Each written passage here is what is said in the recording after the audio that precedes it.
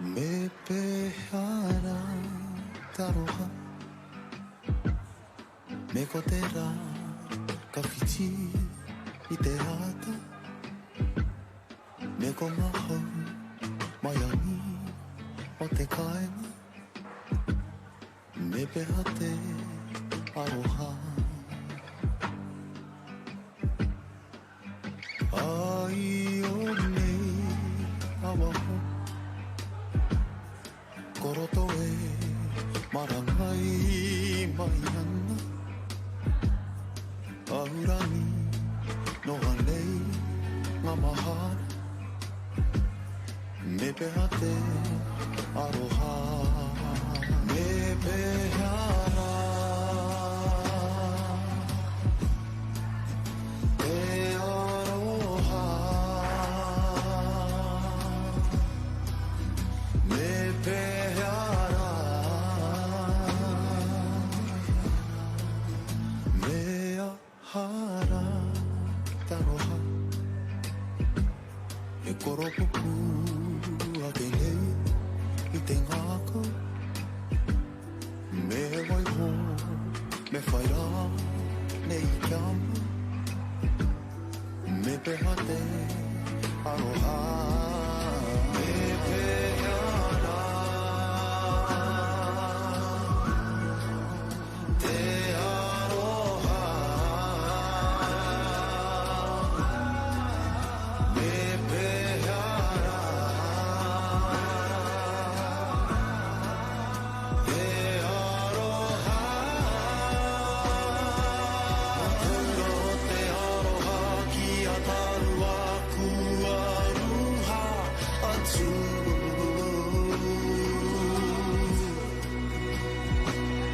Pera te tai pari ana mai he wano ka timu atu Me pehara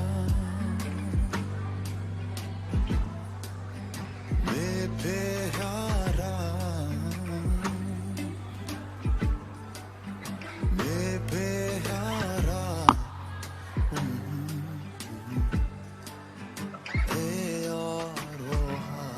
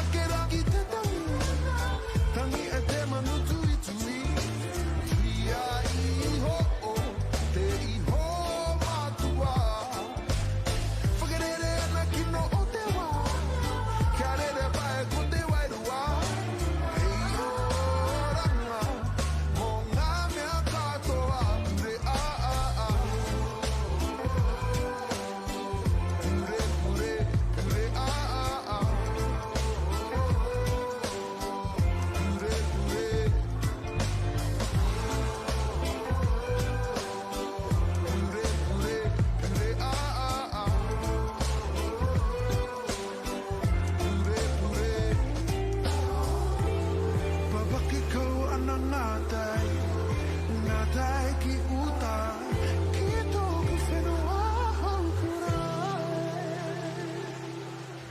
Whakarongo akera ki te tangi, tangi a te manu tui tui.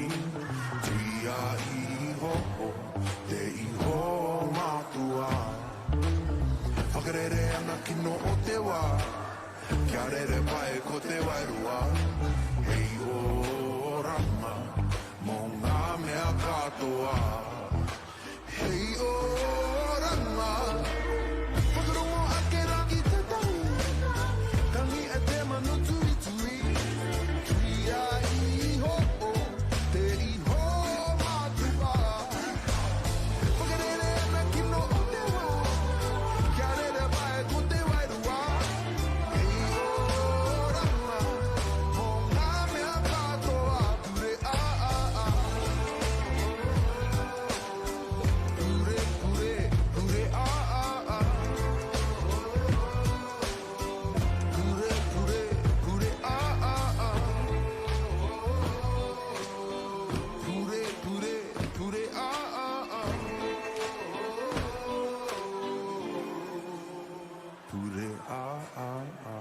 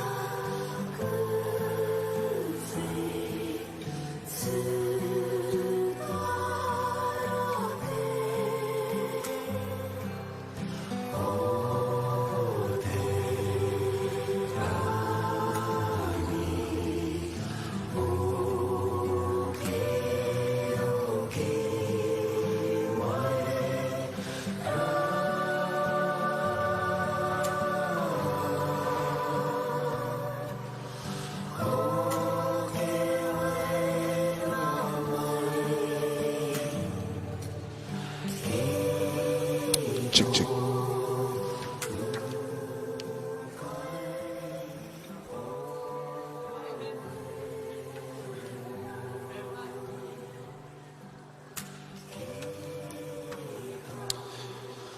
O timatara te au mihi ki te tihi tapu o Tongariro. Ki te puna tapu o Waikato Iti, ki te awa o Tongariro te huingo ngāro ma te kōpua kānapanapa ki taupo moana. A paripari ana ngata i o te huritani whapu kohu tāiri o wahi, e te kōkō mako whakahau i te ata, e tamanarangi e tumu. E te whare areki o te heuheu tēnei au e mihi nei, e mihi nei. Re tonu rā te au aku mihi, ki te puaha o Waikato, ki te puau o Waikato, Waikato tani wharau, he piko he taniwha, he piko he taniwha. O mōkau ki runga tamaki ki raro manga tōtō kei Wainganui, pare hauraki pare Waikato te kaokaro o pā te tere ki te nehe nui.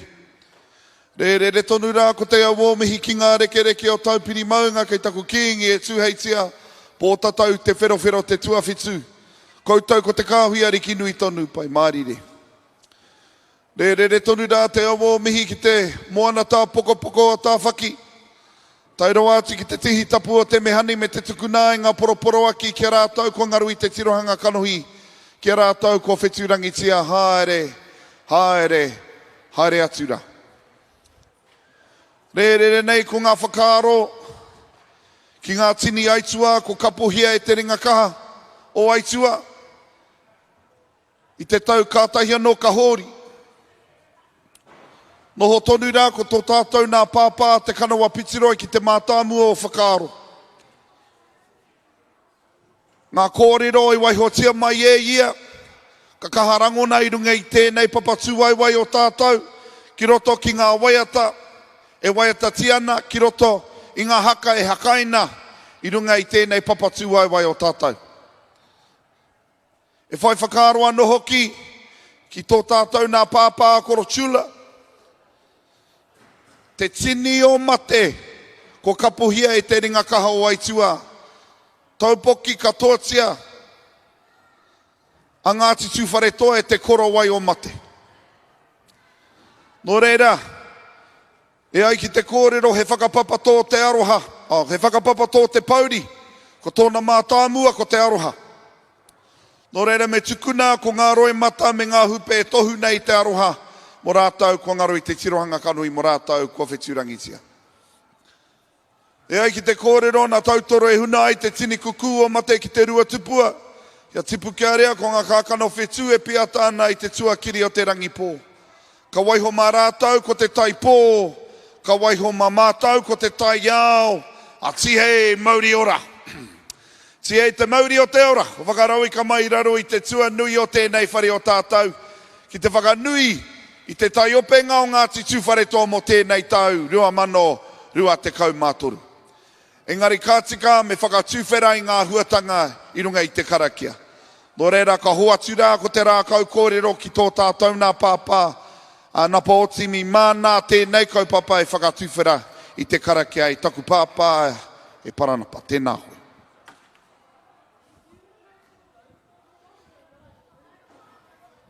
Nā reira ka tika ko te kaupapa ko te kotahitango ngai tātou kai wainganui a tātou anō.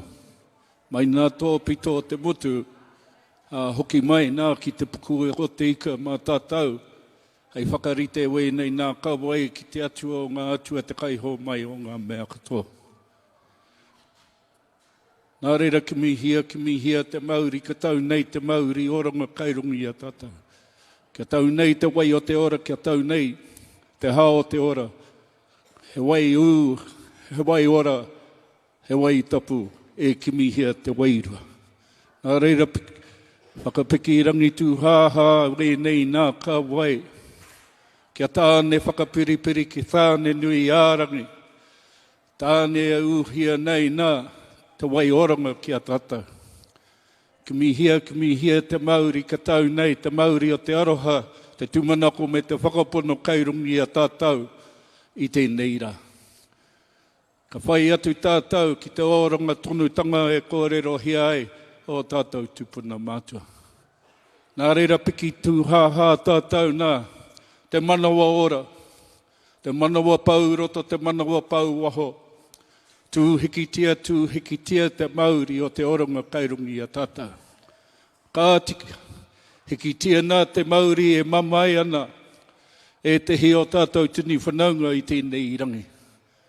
Mā tātou hei koro wai tia wei nei nā ka wai, mai ngā tōpito o te manawa o tika māwi tiki a taranga.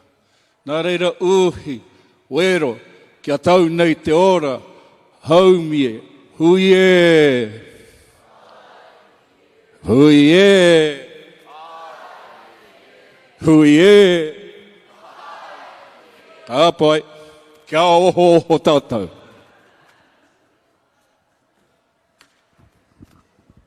Kai taku pāpā, tēnā koe me tō whakatūwhera i ngā huatanga i rungi te karakia. Engari me mihi nei kia tātou.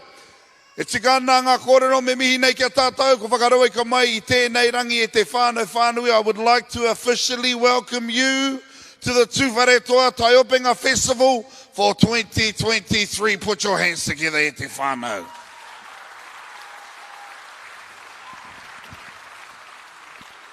As I mentioned, as a part of my mihi, it's been a pretty tough year. If we were to reflect on the last 12 months for us here in Ngāti Tūwharetoa, it's been an incredibly tough year. We've lost some incredible contributors to our iwi who were immensely talented, who are the keepers of mātauranga, who have sadly passed on. Nō reira, kei te rongo nei. We can feel their presence here today, and we'll hear their presence through a lot of the compositions that will be performed on the stage throughout the next 3 days.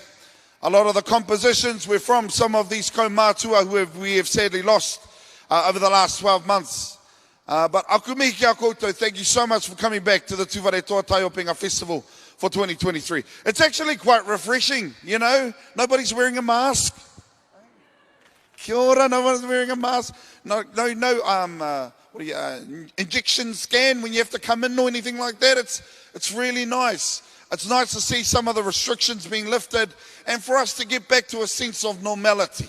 So it's great to have you here in celebration of this kaupapa, the Tūwharetoa Tai Openga Festival for 2023. All right, so we've got some main groups performing later today. Just to give you a quick heads up, we've got the likes of Te Kura Kaupapa Māori o Whakarewa i te reo ki Tūwharetoa.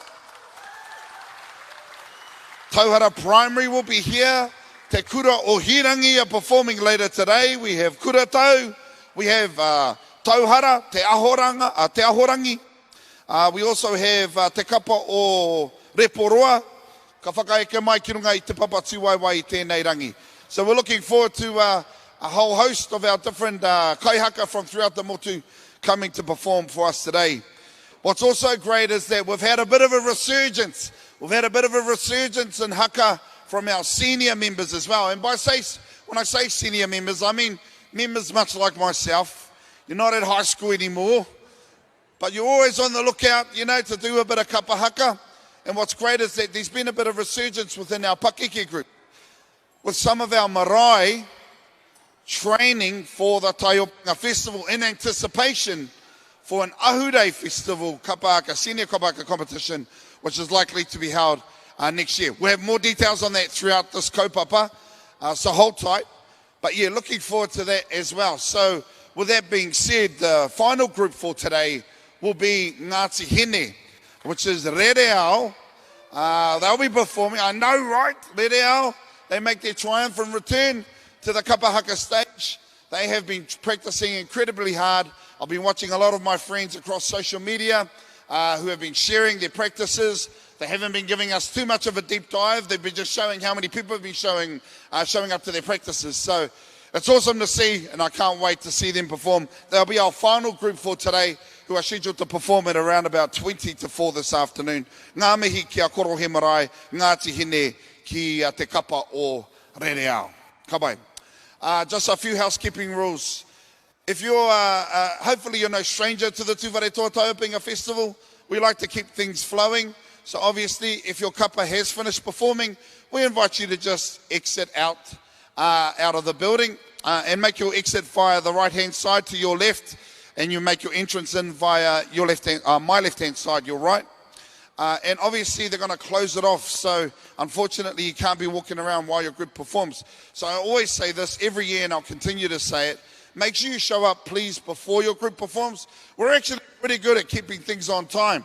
A lot of people say, yeah, don't lie, you like Māori time. No, seriously, we're pretty good at keeping time. In fact, people get mad that we keep time. Can you figure that one out?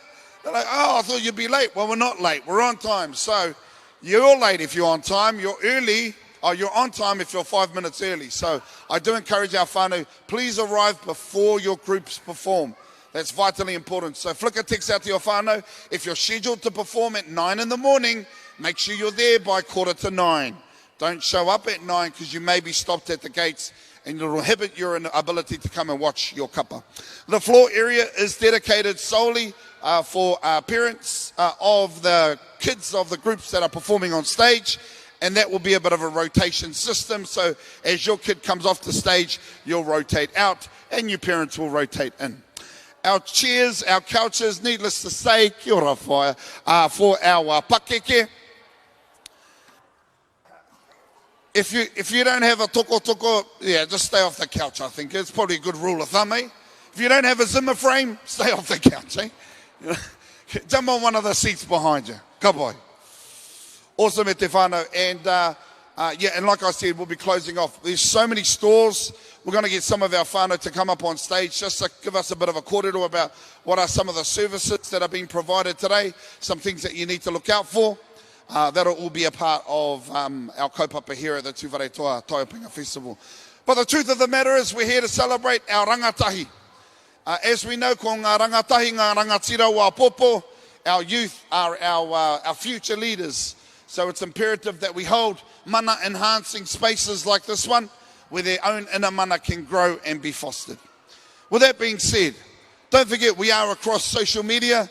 So if you are on Facebook and you want to check out not only maybe the hōtaka or the paukaramu, but you can also check out our live stream that's available as well. Hit up the Taiopenga Tūwhare Toa Facebook page for more details.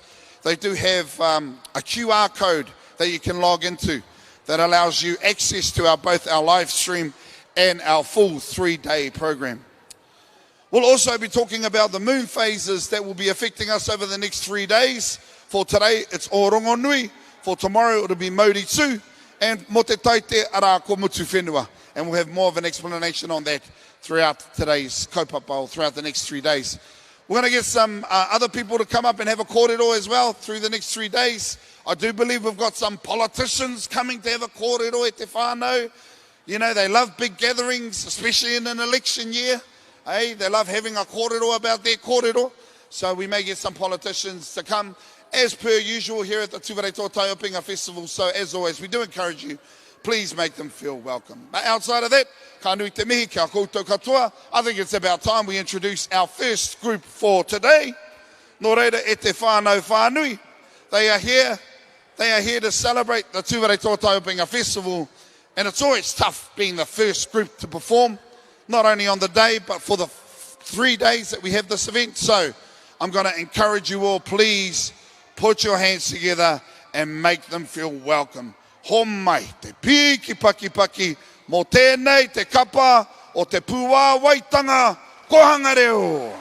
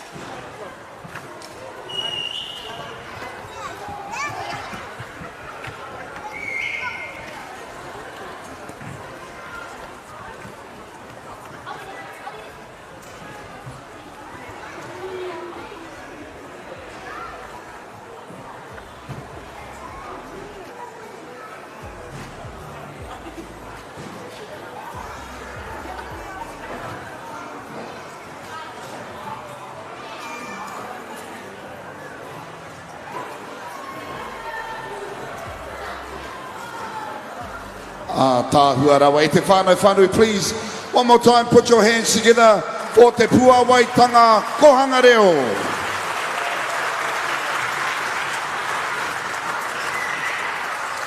E te whānau, one of the perks about being a MC is that sometimes if you're lucky enough, well, if I'm to be honest, sometimes when you're good enough, people just start throwing free things at you. So whether that's food or t-shirts, you know, it's a perk of the job. E te whānau, it's a perk of the job. But aku mihi, ki tēnei kaupapa ara ko ngā mata o te marama. Here in Ngāti Tūwharetoa, we were lucky enough to create a booklet around following the maramataka Māori, but more specifically the maramataka o Ngāti Tūwharetoa. And with the help of tō tātou nā pāpā, te Kanawa Pitiroi, we were able to pull a booklet together, which is called Ngā Mata o Te Marama, Ngāti Tūwharetoa. Now, as you'll see on day one of your program, it mentions on the top there that we are in the Orongonui phase. The Orongonui Marama phase. E ai ki ngā kōrero o te puka puka nei, for the Orongonui phase, kaua e mau wā. Kia kaha ki te whai hua, mo te whānau, me ngā wāhanga kore kai. Which translates to, Orongonui urges us to make the most of this time, which is beneficial for whānau and for replenishing food sources. Che. He kupu āwhina, another appropriate pake ke kōrero is as follows. Tangata mau wā, mau kai, mau whai hua, mo te whānau, mau tangata ki te pō. The person who wastes time in providing food for his family is a person who becomes food for the night. Che. No reira, that's the phase we are in. Orongonui e te whānau. And these are the knowledge bases. A lot of people call them kōrero tuku iho. These are ultimately our scientific practices e te whānau. I think they call it, now what's the science phrase? Empirical science. It's the science of observation. Our people were incredibly good at empirical science. In fact, a lot of our karakia are entrenched with our scientific practices.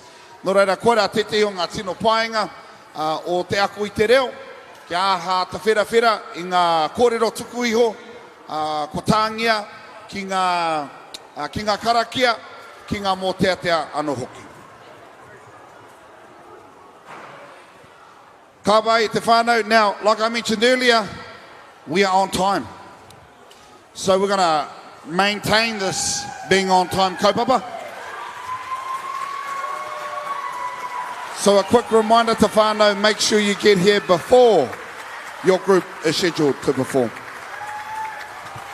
Without further ado, it's time to introduce our next kapa for today. Te kapa tuarua. Kai te whakaeke mai I runga I te papatū waiwai I tēnei rangi. A koia nei ko ngā taina atu I te kura kaupapa Māori. O whakarawa I te reo. Ki Tūwharetoa.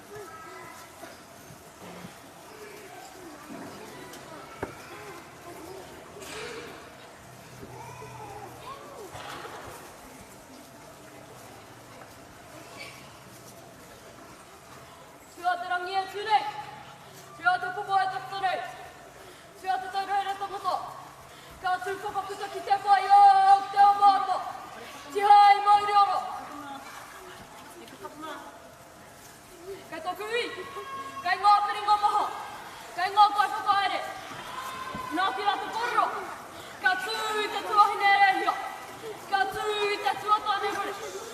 Koe anga mai tūpura, e tui ai tohi ai tātou e ngarangi e sinei. He tonga hei whakakihunga mō tātou katoa. Nō reira, ko te kuratei nō whakara wai te rau ki tūwhara toa. Mihi ka wasi nei. Tēnā koutou, tēnā koutou. Tua te tūruhere tonga toki a mau ki aita. Tēnā tātou katoa.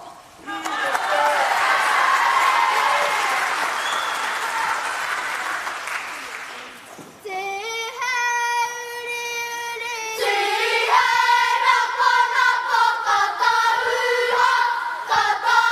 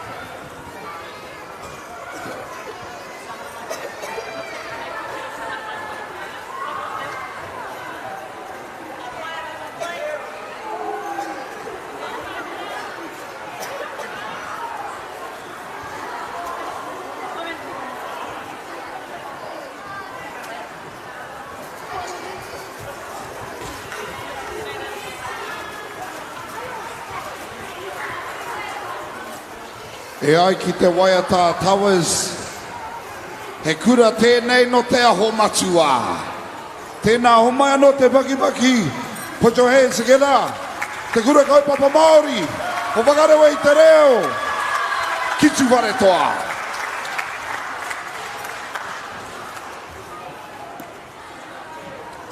E tika nei ko ngā kōrero. Ai, ko te kura kaupapa Māori o whakarewa i te reo ki tu whare toa. He kura aho matua. And also our first kapa to perform te kura a te kohanga reo o te Pua Waitanga. The kohanga reo is a whira kura to te kura kaupapa Māori o whakarewa i te reo ki te wharetoa. Ko reira, nei ranga mihi kia koutou katoa o tai a tinana mai. Ki te whakanui tēnei te taiopenga o Ngāti Tuwharetoa rua te kau mā toru. Hey, quick reminder, don't forget, as you make your way in, please be as quickly and as quietly as possible. If you are a parent of our tauira or our students that are performing on stage, you're more than welcome to sit down the front here. Our couches and our orange seats are reserved for our kaumātua, and then everyone's more than welcome to sit in the seats behind.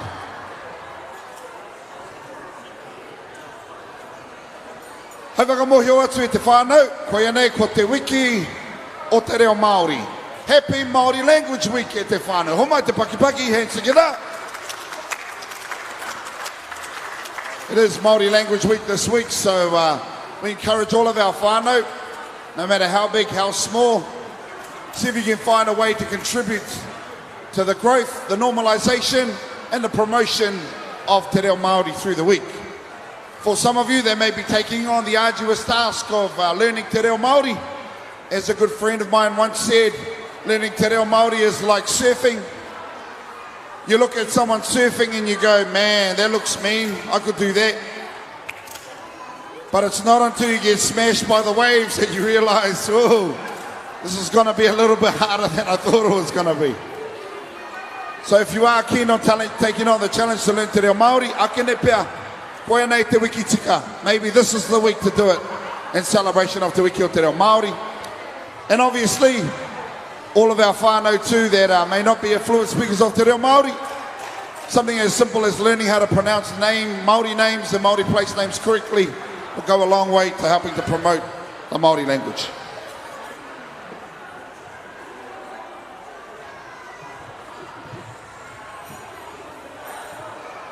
All right, it's time for us to introduce our next kapa for today.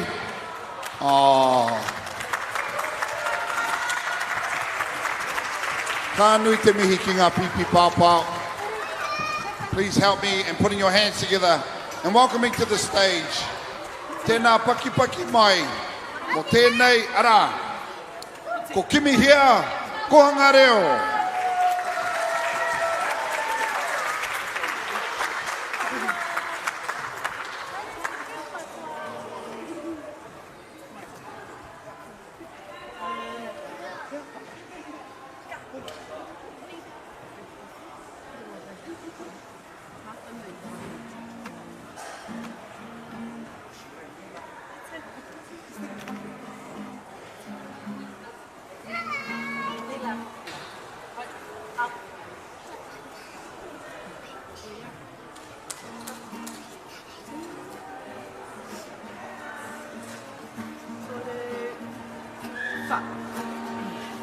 Tuia ki te rangi, tuia ki te wheri.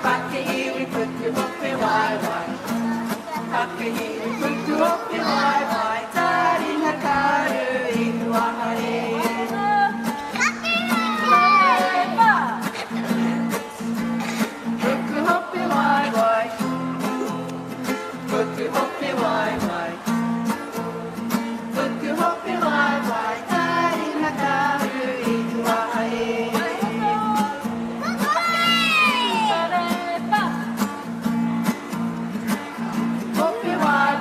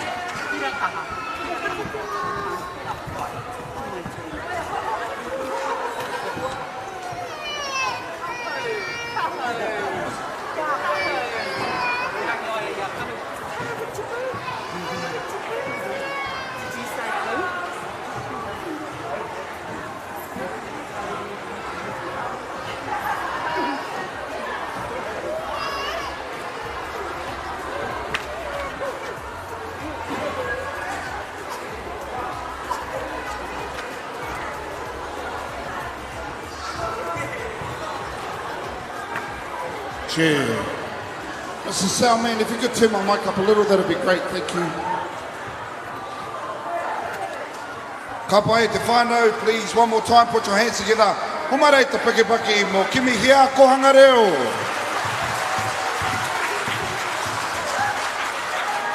As you make your way into the event centre here in Taupo, we do urge you, please, if you could move as quickly and as quietly as possible, that would be much appreciated. About to take Te Wiki o Te Reo Māori. The Taupo District Council are holding a Reo Māori and a Reo Waiata kaupapa, where you can come through, you can sing some songs, you can speak Te Reo Māori, you can read in Te Reo Māori, and it's happening throughout this week of September. Yesterday they were at the Taupo Library, today they'll be at the Mangakino Sports Hub, and this coming Friday they'll be in Tūrangi. The session times are 9:30 a.m, 11 a.m, 12:30 p.m, 2 p.m, and 3:30 p.m. in the afternoon. To guarantee a space, make sure you email this email address, honeroa@taupo.govt.nz. The email address again, honeroa@taupo.govt.nz for more information. And if you'd like some resources based in and around the Māori language, check out the website www.reomaori.co.nz for more details. Ia e nei ke te whakaeke mai ko tēnei kapa, ia ki te kōrero, ko ura te maunga, ko matarawa te awa, ko tainui te waka, ko raukawa te iwi. Ko Ngāti Maihi, me Ngāti Whaitā ngā hapu, i timata te kura nei, i te kura o Mōkai, ka haunuku atu ki tokoroa, anei mātau te mihi atu nei.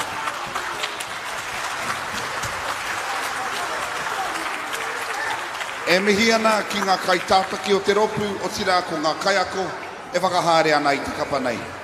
E te whānau, please, put your hands together. O mai rā te paki, o te kura kaupapa Māori, o te hiringa.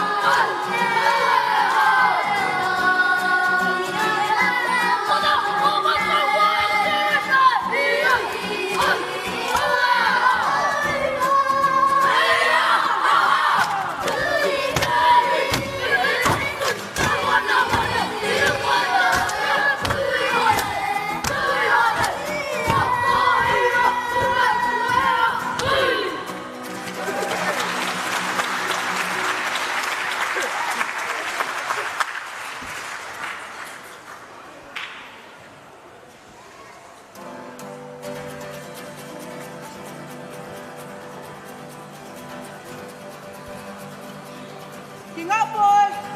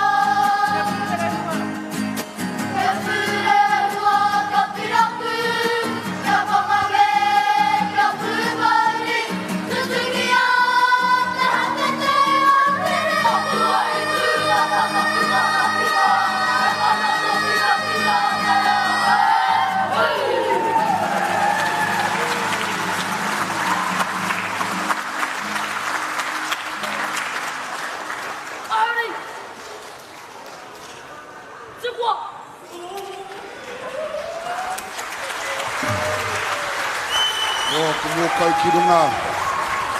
Ka maki ki raro. Mga tōtō kei Wainganui, pare hauraki, pare Waikato.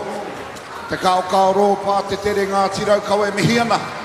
A ki te nehe nui. Tainui waka, tainui tangata. Tēnā o mai anō te paki mo te kura kaupapa Māori o te hiringa. E mihi ana ki ngā kai tātaki o te kapara. Ara ko te kai tātaki a tama. Ara ko Robbie Uerata tangi haere. No Ngāti Maniapoto no Raukawa. Me te mihi ana hoki ki a Savage Macintosh. Nā rāua te kapa nei I arahi. I runga I te papatsi wai. I tēnei rangi. Nō reira e mihi kawana a tēnā kūtau.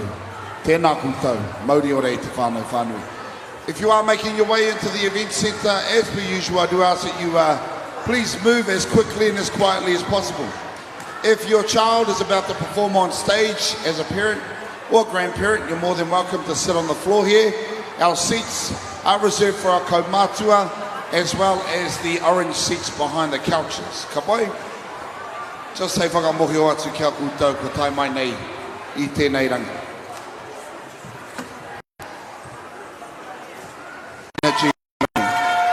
Thank you so much for helping to fund this amazing 3-day event. And shout out to Kobe Falls. With that being said, at the whānau whānui, it's time to introduce our next kapa. This is half primary. So this is rooms 3, 4, and 7. A big thank you to Te Pakipaki. Neira, o Tauhara Primary.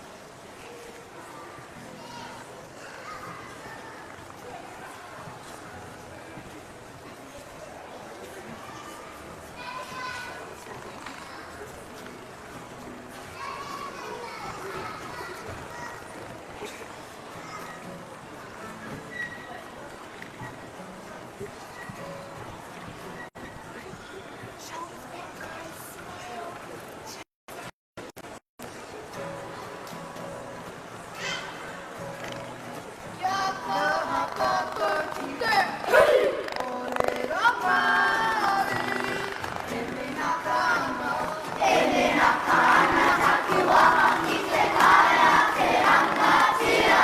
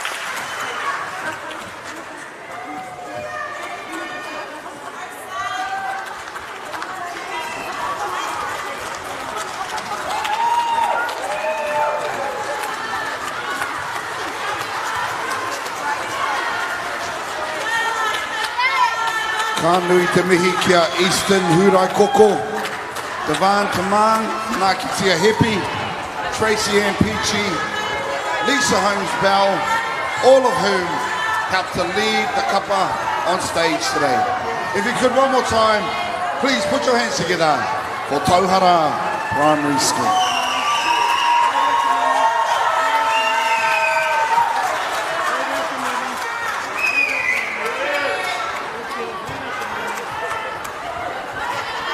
Atahua rawa. E te whānau, we're roughly around, probably about a third of the way through our program today. Still to come, Tauhara College will be performing today. We've also got Tauhara Te Ahorangi, who'll be performing. Te Whatatau o Putawaki, their Tuakana group are performing later today. We've also got a Pakeke group performing, making their triumphant return after 10 long years. Was it 20 years? Jingas. Engari kānui te mihi ki a Ngāti Hene, ki te marae o Korohe. They'll be rounding off this afternoon with the Red Owls performance, and that's scheduled for around 20 to 4 this afternoon e te whānau. So, still plenty to look forward to. Nō reira, kia kaha no koutou, and this is only day one of this amazing 3-day event.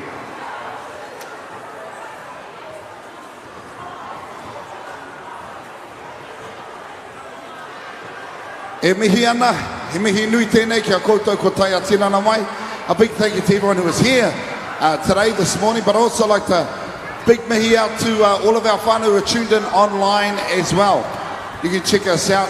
Now, if you've seen any of the posters about, you'll see that they've got QR codes. If you put your camera up to the QR code, a link will pop up. Click on that link, and that's how you can tune into us online at Te Whānau. What's great about that is that really you can tune into us from anywhere. Even if you're at Mahi, Painoa, tune in and watch the Tūware Toa Taupinga Festival through that link over the next 3 days. It's also available on Facebook through the He Oro Taiohi Facebook page. If you want to check them out, they're going live currently, and you can check out the Tūware Toa Taupinga live link. With that being said, it's time for our next group. E te whānau, please put your hands together. Homaira te paki paki for Country Kids Mokai.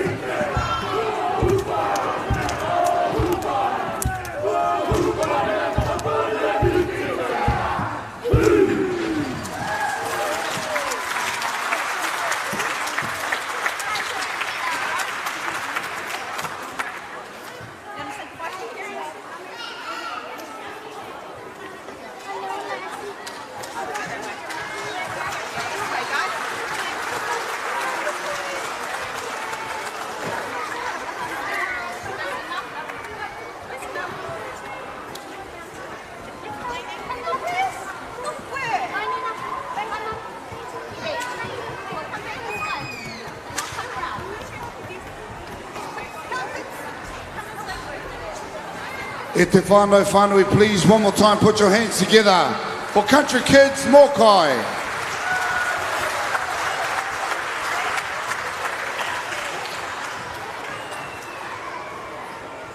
E te whānau whānui, like I said earlier today, we are running on time.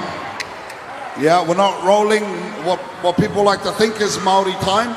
No, Māori time is on time. So if you arrive on time, it's highly likely you'll be late. So I always encourage our family and friends to please, if you can, get here early. 15 or 20 or so minutes before your group performs. So if you've still got whānau that are travelling over from Tokoroa, maybe travelling over from Taumaranui, maybe coming over from Turangi, make sure you text them to let them know that we are running on time, and that they need to be here 15 or so minutes before the start of our performances. So, kia kahano koutou, nau mai, haere mai, piki mai, kake mai.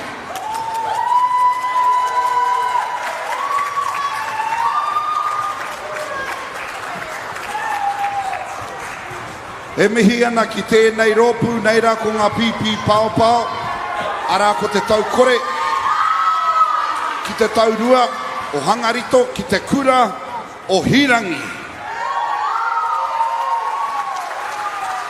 E mihi ana ki ngā kaia ko te kapanei, ara ko Savannah, rātou ko Debbie, ko Whaelish, me Whae Emma. Ko ngā kai tātaki o te kapanei, ara ko o mai o Biru Marshall. Raua ko te J. Smith Paul. Ka bai? Ara ko te waiata tira, ko te mūrau, ko te waiata āringa, ara ko tāwera, ko te pātere, ko epara, ko te poi, e rere taku poi, ara ko te whakawātea, ko ngā kura a iwi e. E te whānau whānui, please, one more time. Ho mai rā te pakipaki.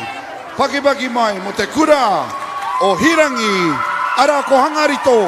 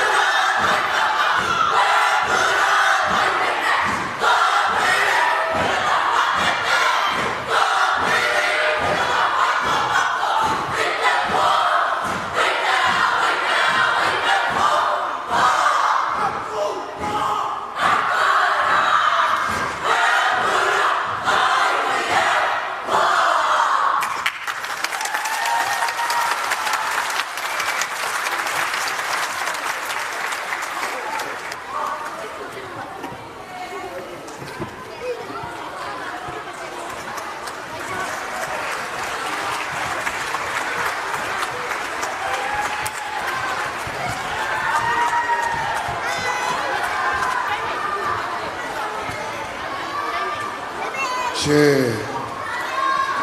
Mi haro rawa atu e te whānau whānui. And just on a personal note, I tū ko taku pōtiki a te autahi. My youngest te autahi performed on stage. If you want to know which one was te autahi, whoever your favourite kaihaka was, that was probably him. Engari aku mihi kia koutou. In all seriousness, it's pretty crazy how time flies. Feels like yesterday I was on the stage. It feels like more like yesterday when my eldest was on the stage, and now I have my youngest up on stage performing. So it's a pretty awesome experience and something that I've always loved about the taupenga o Ngāti Tūwharetoa. Nō reira ka nui te mihi kia koutou katoa. As you make your way in, nau mai haere mai. Nau mai haere mai I rungi te reo karanga o te rā. Ara ko ngā mahia hine te re hia tāne rore. We are here to celebrate the art forms of hine te re hia and of tāne rore, who for us in te ao Māori are our gods of haka and Māori performance. E ai ki te whakapapa, according to the whakapapa, I moi a tamanui te rā, I a hine raumati, the sun. Wedded hine raumati, who is the goddess of summer. Kātahi ka puta ko Tamarore, who grew into being Tāne Rore, who is the god of haka. If you're wondering where the wiri wiri comes from, the wiri wiri, it's related to Tamanui Te Rā and the summer. It actually stems from the shimmering of the sun on the horizon. Also a heat wave that comes through. Koera te oro kohanga, that's the origins of the wiri, who derived from our goddess Hine Raumati and Tamanui Te Rā, who had their son Tāne Rore. Ka pai? So there you go, you learn something new every day. Ka pai? Our next kapa, our next rōpū, is made up of tamariki from years 3 to 5, which is like the middle school. They've been practicing under the watchful eye of parents and kuia of their rōpū. They have a small group of kaya who not only support each other with leadership, but also promote the tuakana taina relationship across the school. Aku mihi kia Joe Dundas, kia April Winera, Tammy Hunia me Ed Hill, rātou ko ngā kaya ko te kapa nei. Ki te taha wahine ara ko Mila Whelan, ara koutou ko ngā kaiwhakataki o tēnei kapa e mihi ana a tēnā koutou katoa. Without further ado, please, ladies and gentlemen, put your hands together. Ngāti Tūwharetoa, make some noise. Nei rā, ko Taupo Primary, ara ko ngā taina.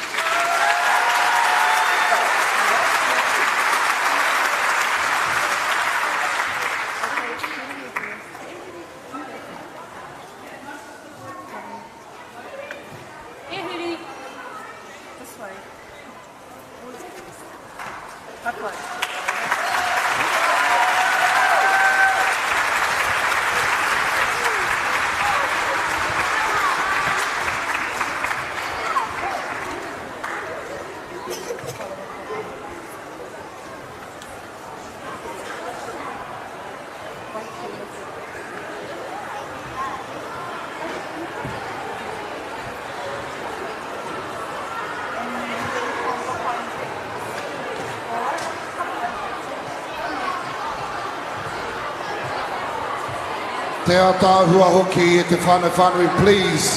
If you will, Ngāti Suwhare Toa, please, one more time, put your hands together. Ho mai rā te paki paki. Mō Taupō Primary ara ko ngā taina.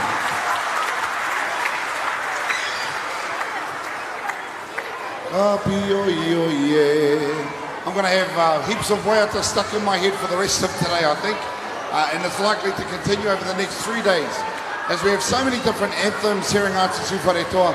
What's great about our compositions, though, is they speak of our stories, our history, our kōrero tukuiho, and it helps keep them alive through song. So I congratulate all of our kaiako, all of our pauako, all of our tutors who work hard to ensure that these stories stay alive within the performances of our tamariki. Nō reira kānui te mihi kia koutou kaiako mā, but obviously our teacher can only do so much. The rest relies on the student to be able to whakatinana, to be able to embody the words of what they're singing and doing a haka about. So, kānui te mihi kia koutou hoki tamariki mā. Koutou I eke panuku eke tangaroa I roto I ngā mahi mō tēnei rā. Now, just so you're aware, we are on time. Again, we are on time. Look, according to the schedule, the next group is going to be on stage at exactly 11 a.m. and right now it is 10:58. So we are rolling on time, Iti whānau. None of this Māori time. Māori time is on time. You got to know that. Okay, when I say Māori time, it means we're on time. Okay, so we're on Māori time, on time today. So again, I further emphasise to our whānau, please let them know that they need to be here early. If you arrive on time, you're late. All right? If you arrive 10, 15 minutes early, then you're on time. Here, I better stop talking. I'm starting to confuse myself now. Chingas. But you know what I'm saying, eh? So make sure our whānau get here nice and early. Find yourself some comfortable seats and gear up and get ready. And get those voices ready too. We want you to cheer our tamariki and make them feel supported as they come up on stage throughout today.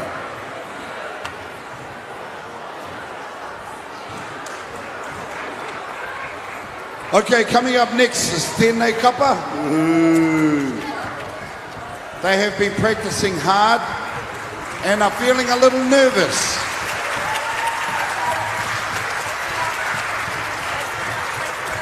One of the best ways to push through that nervousness is to ensure we have a nice, inviting crowd with big smiles and who clap really loud and make heaps of noise so that our tamariki feel amazing up on stage performing.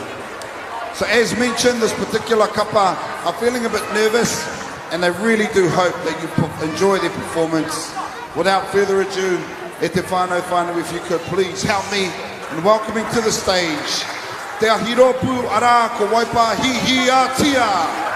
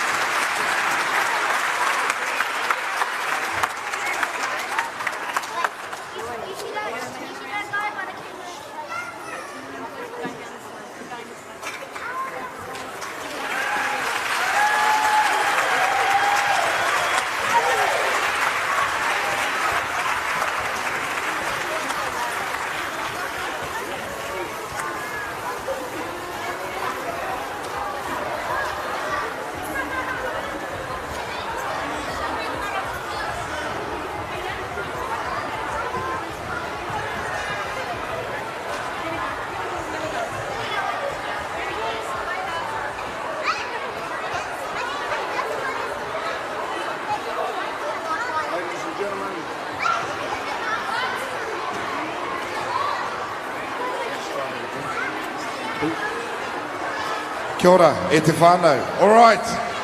If we could, one more time, please put your hands together for the incredible Waipahihi School. Kia ora.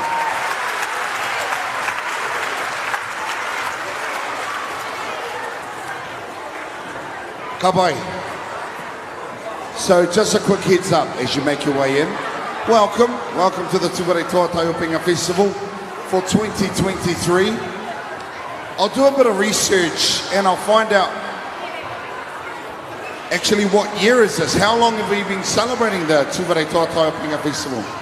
Keeping in mind there were a couple of years that we missed due to COVID, but otherwise it's been relatively consistent since thinking back to when I was a kid. To be fair, that's a while ago now, e te whānau. So yeah, we'll do a bit of research and then we'll see what we come up with and find out what actually, what are we celebrating? What's our anniversary date this year? So for 2023.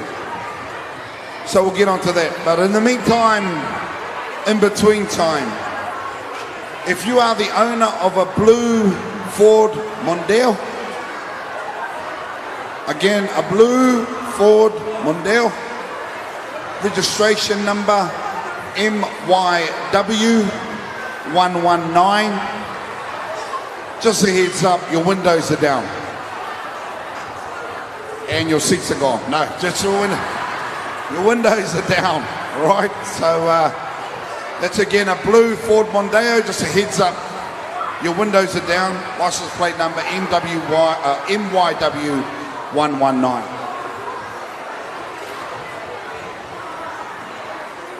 Who knows though, it might be just like, no, we're safe as at Tūware Toa and just leave the windows down, eh? Ka pai.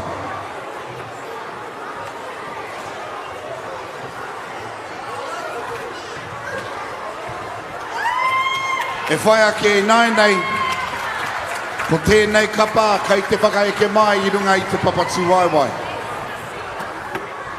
An absolute privilege to have all of our tamariki come and perform. One of the biggest feedbacks we get as a part of the Tūware Toa Taiopenga Festival is how inclusive the festival is. Aha kua Pākehā mai, Māori mai, haina mana mai, he painoa. E a he ana te tū me te whakatinana I ngā mahi a hine te rehia I a tāne rore. Tō reira nei rā ngā mihi ki a kūtau tamariki mā. It's tuanei rungi te atamira, and keeping in mind too, standing up on the stage is difficult for adults to do. So you can only imagine how these tamariki are feeling. So with that being said, please make sure you make them feel welcome as they come up onto the stage to perform today. Yes, parents, make sure you wave. It is highly likely that your child would be mid-pukana, see you, and then start waving back. Okay? Very common sight to see here at the Tūware Toa Taiopenga Festival. Nō reira kia kahano koutou, te akiaki mai, te umere mai, me te tautoko mai, I tēnei kapa kai te whakaeke mai. So without further ado, if you could please help me to welcome to the stage this couple who's come to celebrate the Tūware Toa Taiopenga Festival for 2023. Tēnā, e te whānau whānui, ho mai rā te pakipaki, mo te rōpū, puke taumata, ara ko ngā taina.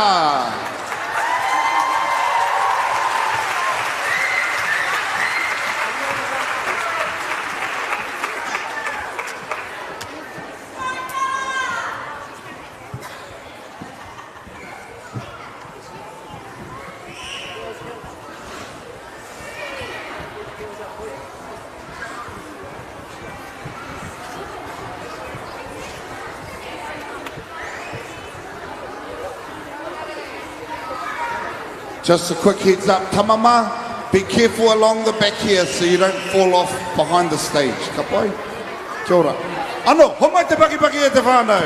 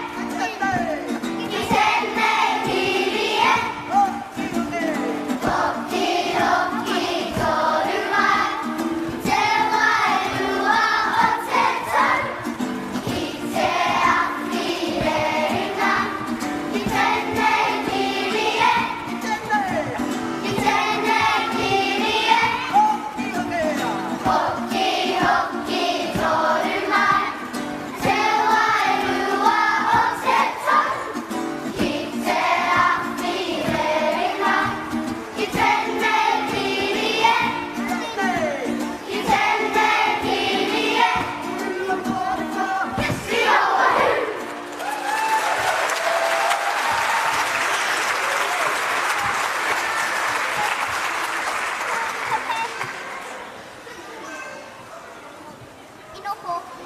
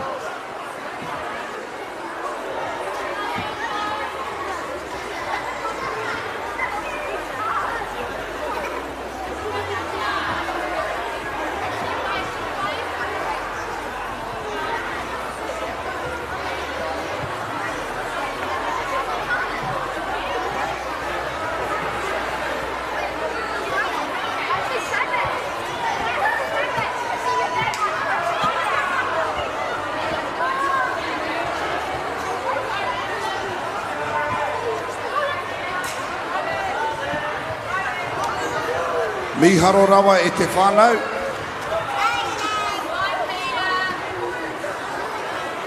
E tama.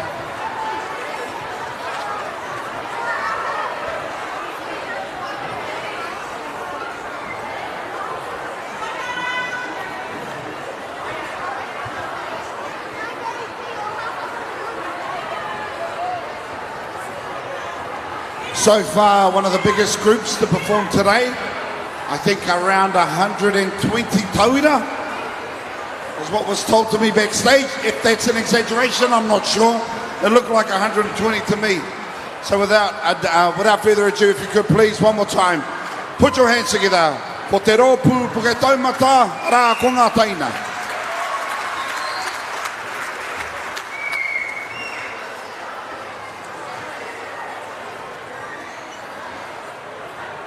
I'd just like to take this opportunity to let you know that if you want to know what the program looks like over the next 3 days, they do have some posters up with QR codes. If you're not sure how to use your QR code, it's pretty simple.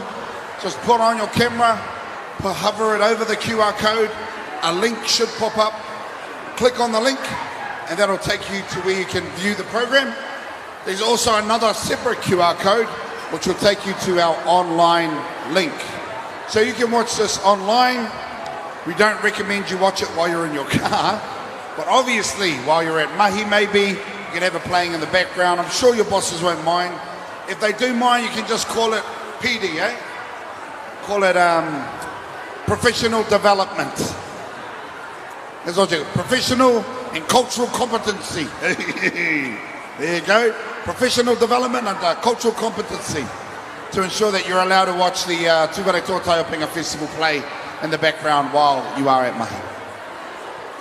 Pa tēnā koutou katoa, as you make your way in, I do encourage you, please make your way to your seat as quickly and as quietly as possible. If you are intending on leaving, then yes, don't be shy to leave out the right-hand side to your left.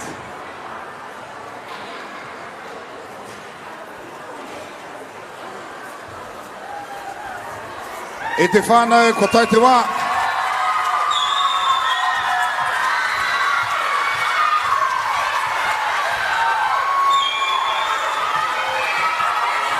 It is time now for one of our Pakeke groups to perform. Here, representing their kura. If you could please, ladies and gentlemen, put your hands together for Tauhara College.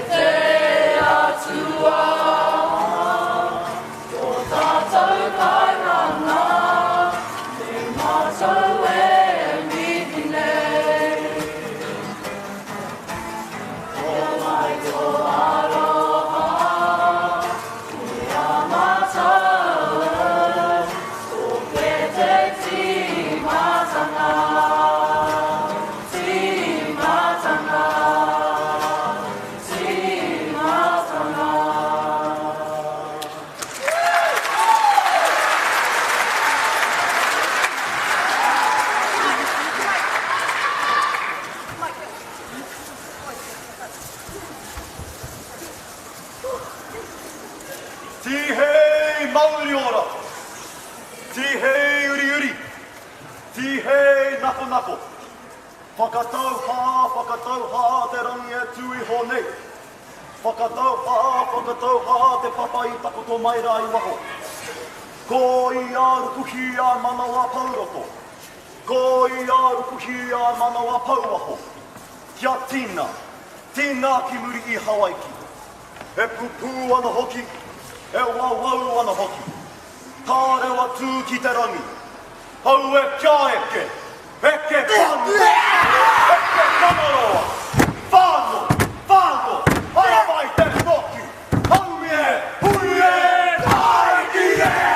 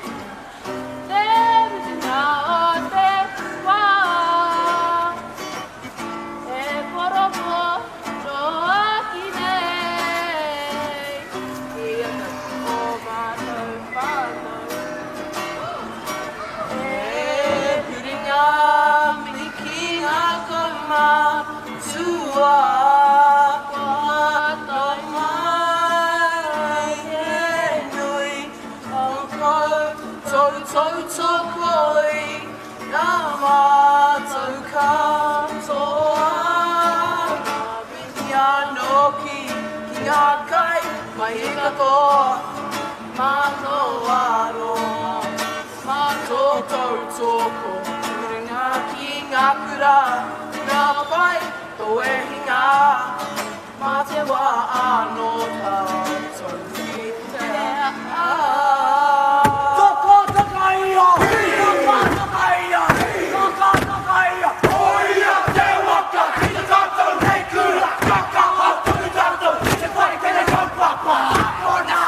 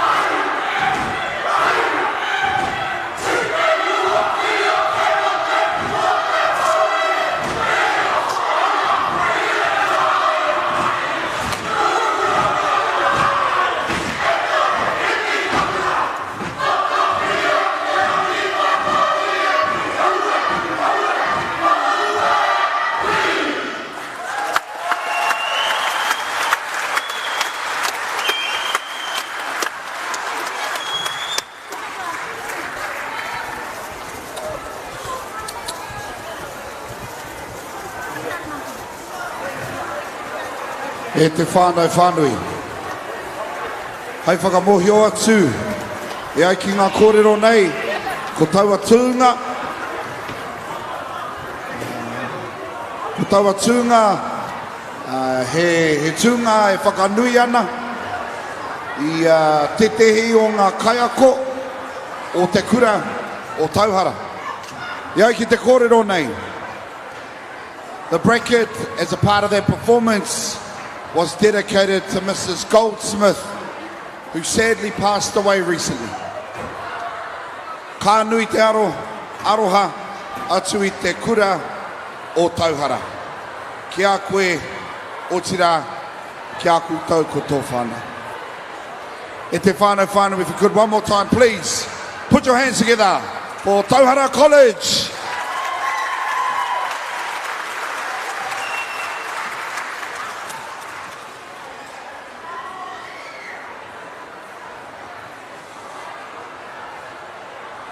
Ka pai te whānau whānui. Kia ora tātou, kia ora tātou. Whakarawai ka mai raro te tūnui o tēnei whare o tātou. Te whakanui ngā mahi ahine te rehi a tāne rore. Everyone who's here to celebrate the Māori performing arts. Tēnā koutou katoa. To be fair, it's been a strange last few years. Been a little bit difficult for us to celebrate occasions like this due to restrictions, but it's nice to see those restrictions have been lifted. And it's good to see everyone here to celebrate the Taupinga Festival. This is a 3-day event. Today is day number 1. We still have over 10 groups to perform. So it's got a massive few days ahead of us. With that being said, ka tika me huri te aro o te titiro I nai nei, ki tēnei kapa, kei te whakaike mai I runga I te papa tūau.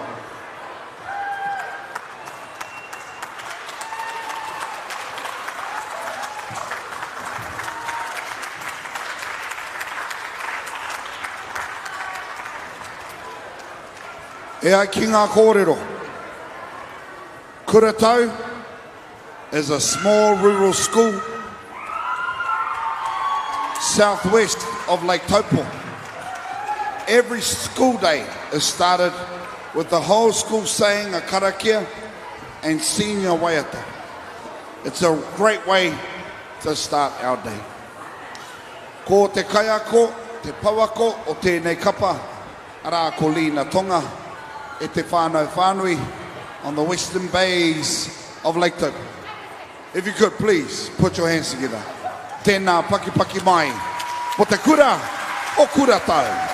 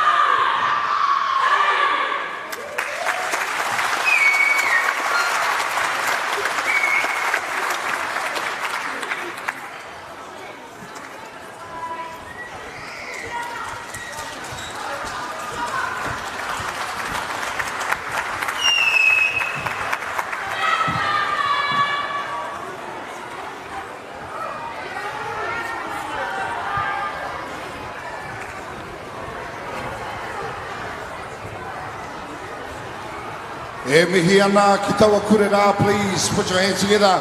One more time. Mo te kura o kura tau.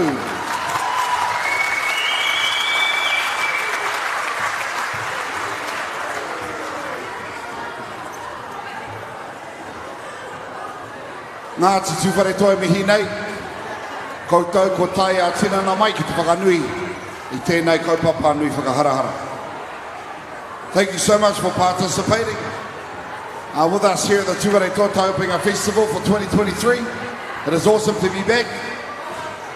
This is day one of our 3-day event, and I'm starting to hear whispers that potentially it could grow into a 4-day event come 2024. Probably indicative of the successful running of this kaupapa, but also the enthusiasm there is for our tamariki to participate in kabahaka. Nō reira kānui te mihi ki a kūtau, ngā kai hāpai o tēnei kaupapa, e mihi ana, e mihi ana. Now, what I love about our kohanga reo and our early childhood centres is that for a lot of our tamariki kids, the first time on stage. And I know for a lot of our parents, it's quite overwhelming to see your tamaiti on stage performing. Also for our nannies and our koros, seeing your mokopuna perform on stage. So it's incredibly hard as an adult to stand in front of people. So you can only imagine what an under 5-year-old feels like. So with that being said, we do encourage you, put your hands together and please make them feel welcome to the stage.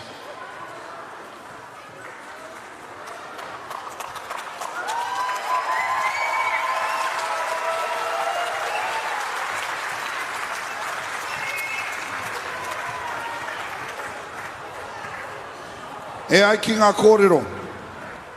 This ropu, there's about 30 tamariki, and they have been practicing every morning.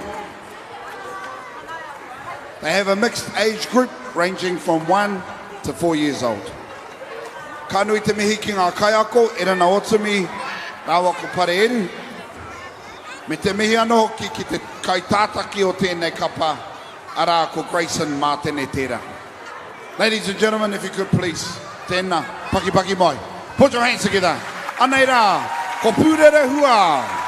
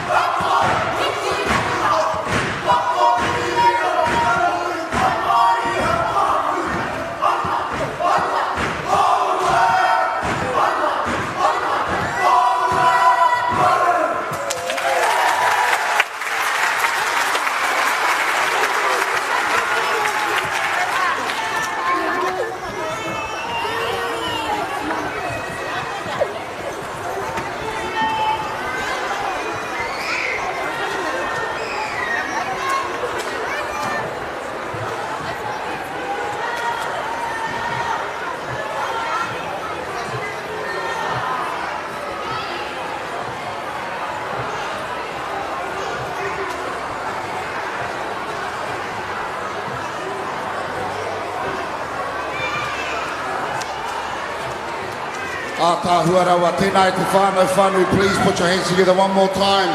Give it up for Pūrere Hua.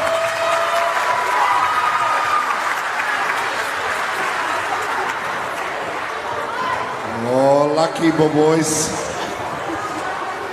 I was about to do what I always do. So just a quick heads up e te whānau. If your child goes missing and we find them, we feed them up on lollies. We feed them up on lollies, we feed them up on fizzy drinks, and then we give them back to you. It's been a tikanga mai rāno at any and all Tuwharetoa events. Ka wai? So, kia ka te tiaki o tātou tamariki, o tātou mokopu. E te whānau,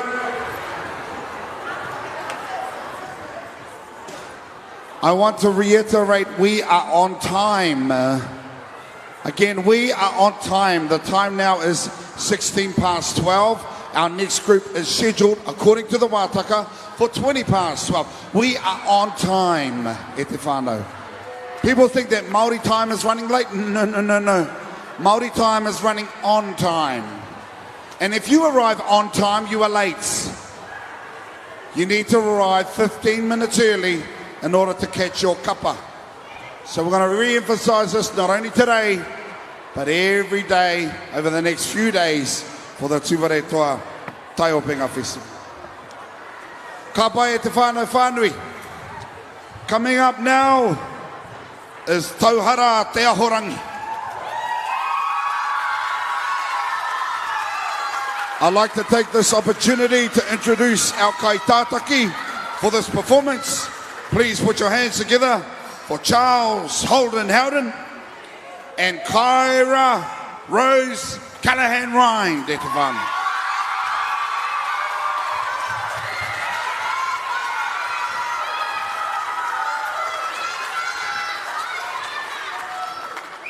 We're rolling this out like a whakataitai. We're rolling this out like how we do at regionals e te whānau. Kia ora.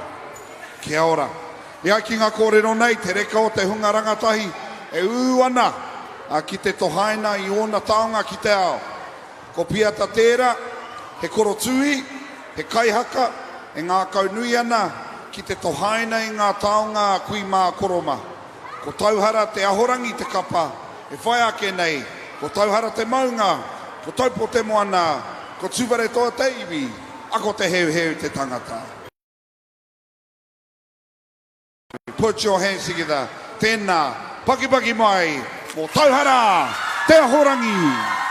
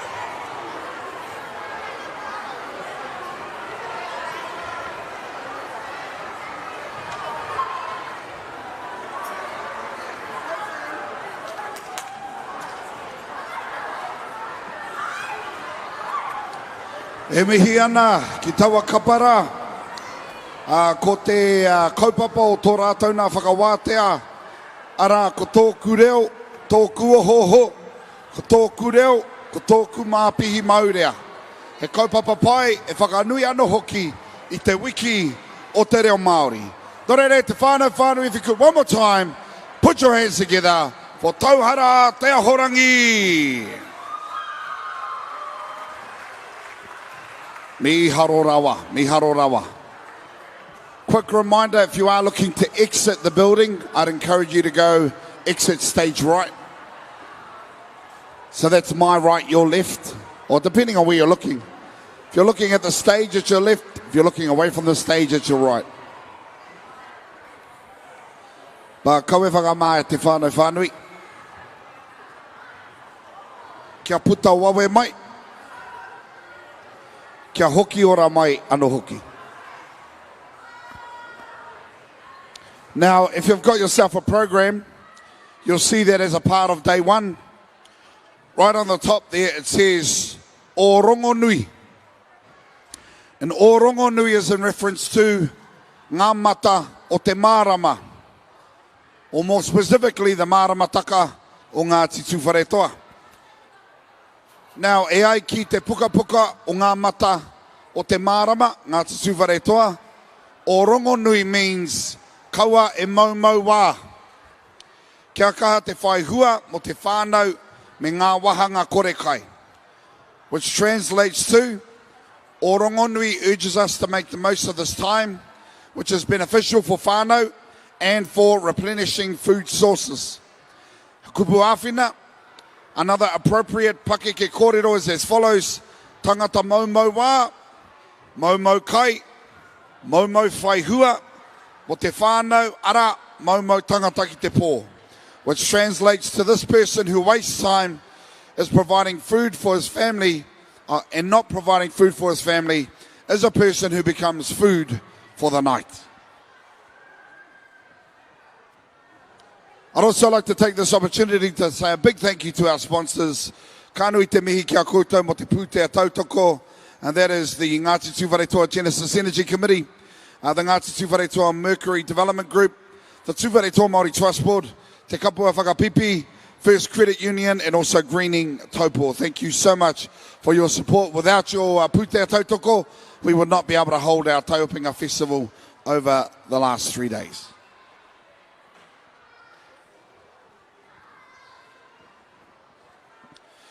E whaia ke nai nei, e te whānau whānui, ko te ingoa o tēnei kapa, ara ko te tatau paunamu, ko te ahunga mai o tēnei ingoa, ara ko te tatau paunamu kai wainga nui I a ngai tūhoe me tu te mohuta. Nō reira, e ai ki ngā kōrero nei, tēnei te rōpu I tū ki te whakataitai ārohe o mā tātua waka, he wāhanga no ngai tūhoi, no Ngāti awa, me Ngāti Tuwharetoa hoki. I tū ki te whakanui I ngā mahi a tāne rore. So without further ado, e te whānau, please, once more, put your hands together. Ho mai rā te paki. Nei rā, ko te whatatau o Putawaki, ngā tuakana, ara, ko te tatau paunamu.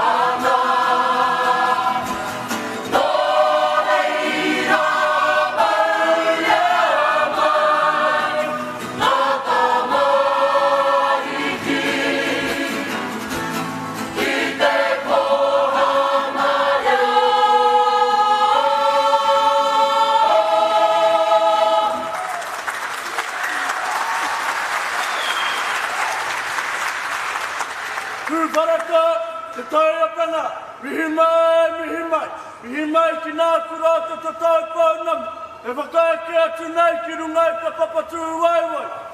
I raro i te pūtake o pūtauaki ki atu Baraka. Ka mihi anō hoki ki te wiki o te reo Māori, o tēnei te kaupapa hei pau mo tēnei wiki. No reira ke whakatau ki hiake, tū Baraka, maranga mai. No reira hurina, tēnā koutou, tēnā rā tātou katoa. Kia ori! Whakawahe!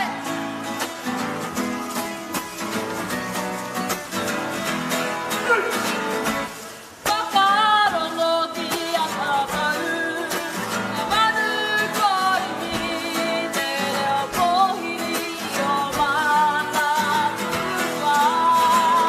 E ngā whakatau. Whakarongo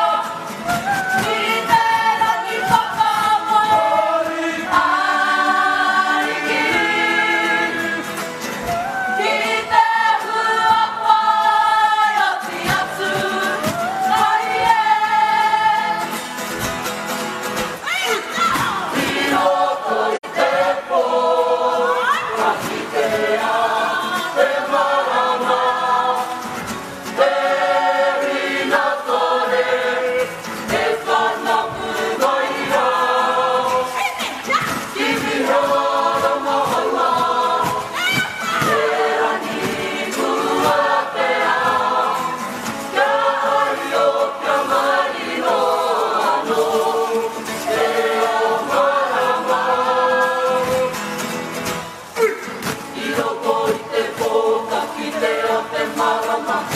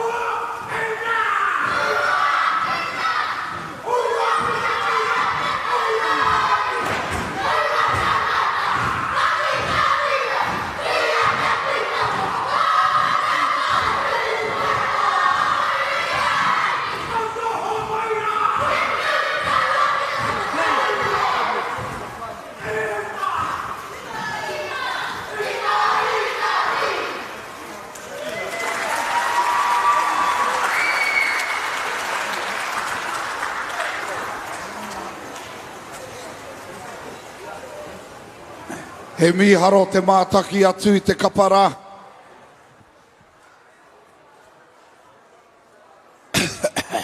Bit dusty up here, eh? Oh. Engari ka nui te mihi ki taua kapa I tū te whakangaho I a tatau I tēnei rangi. No reire te whānau, if you could please one more time. Put your hands together. Mo te whatatau o putaua ki ara. Ko te tatau Pounamu.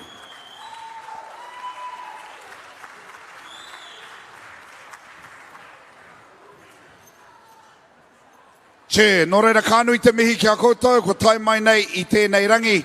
Thank you so much for hanging out with us here at the Tūware Toa Taupinga Festival.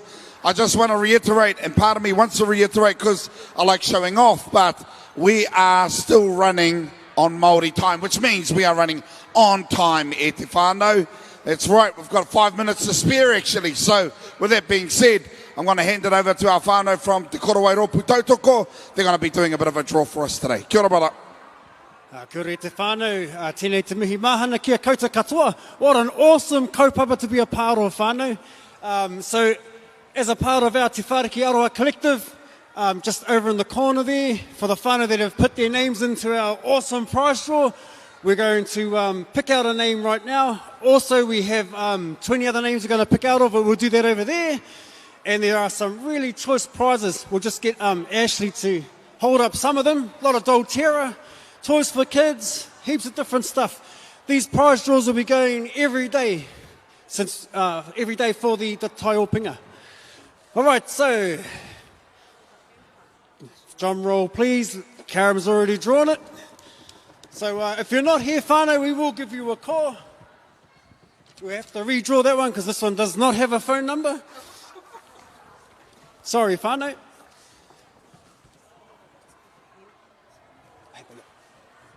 All right, so the winner, the name here, will be winning our hamper, which has been donated from the 4 of our collectives. All right, and the winner is Te Aroha Adams. Te Aroha Adams. Ngā mihi. All right, whānau, so we're going to draw the other 20 back there. If you are in here, we'll give you a call shortly. All right, tēnei te mihi, mahana whānau. Kia ora. Kia ora, Big Karam. Kia ora, brother. The incredible bulk, aka E-Bowls, tēnā koe, bro. O tira tēnā koutou, he te whānau. I know, you're feeling it. I can see it. I can see it in the Wairua exuding today. You're feeling the haka fatigue. Totally understandable.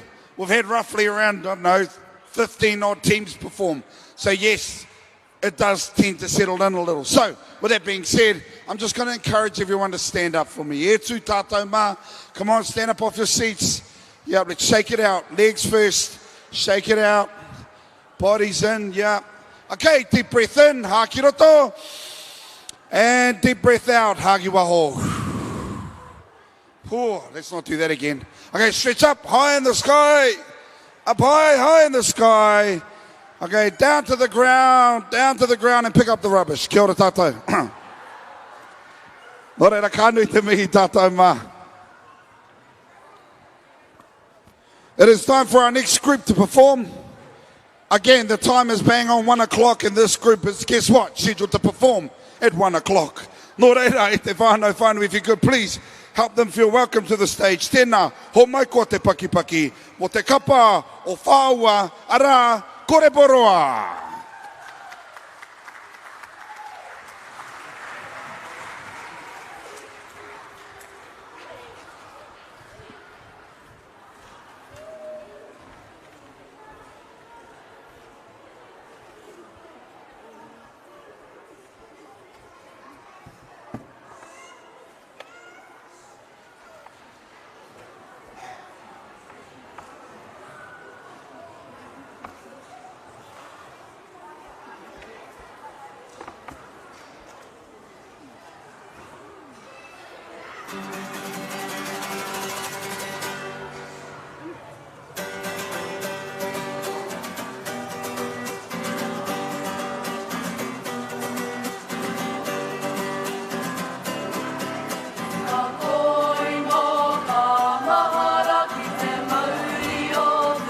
A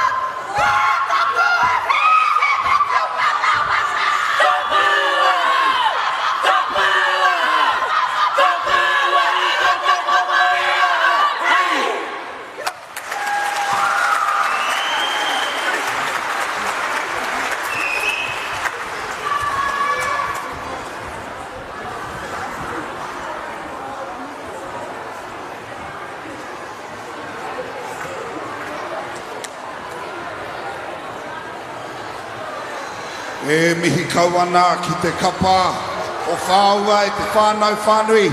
Please, one more time, put your hands together. Pore poroa.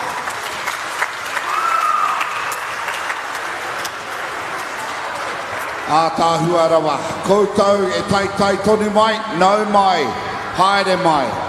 Yes, we are running on time, bang on time. And that's the goal and aspiration for this entire Taupinga Festival.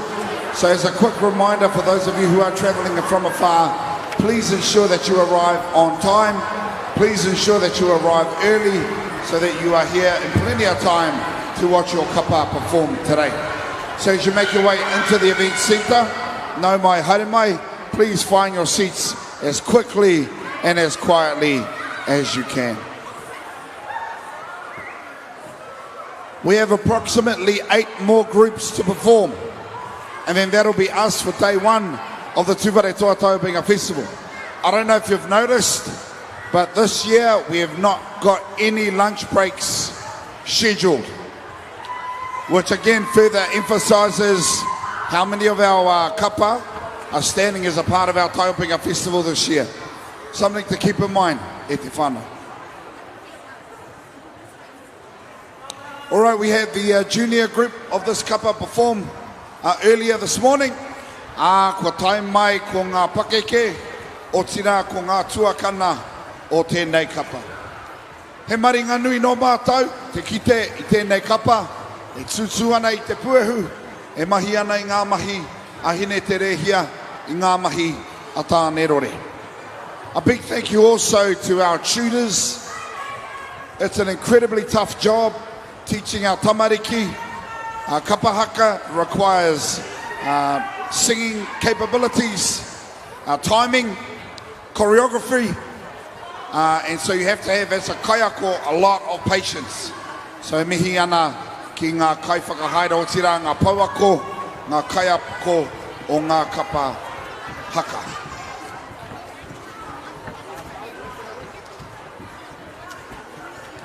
Kawe ware ware a koutou, don't forget, we also have, rounding things up this afternoon, is our senior kapa no Ngāti Hine, ara korere Aotearoa, and that's scheduled as our last group at roughly around 20 to 4 this afternoon. But in the meantime, in between time, as you can see, I think the Taina group had roughly 120 odd performers. This is about the same, if not more. So, if you could, please put your hands together. Ho mai rā te piki paki paki. Nei rā, ko te rōpu puke taumata, ara ko ngā tuakana.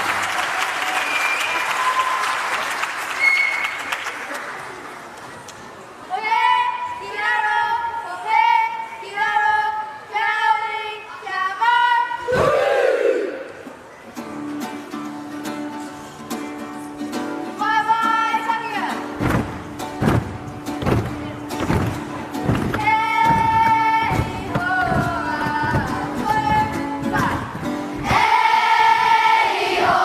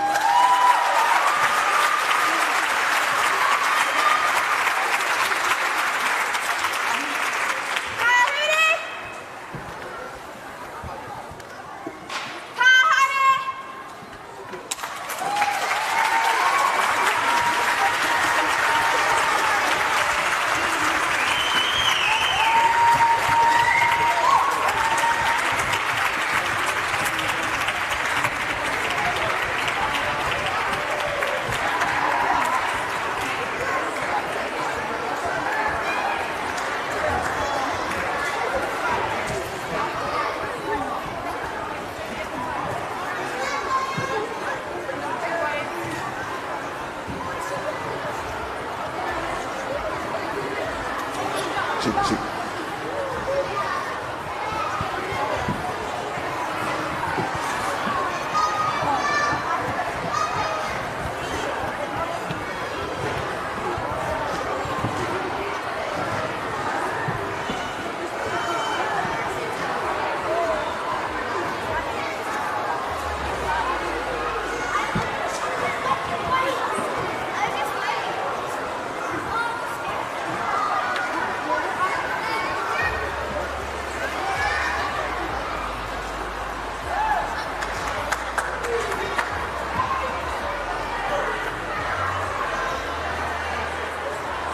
E te whānau, please, if you could, one more time, put your hands together. Ko te ropu o puke taumata, ara ko ngā tuakana.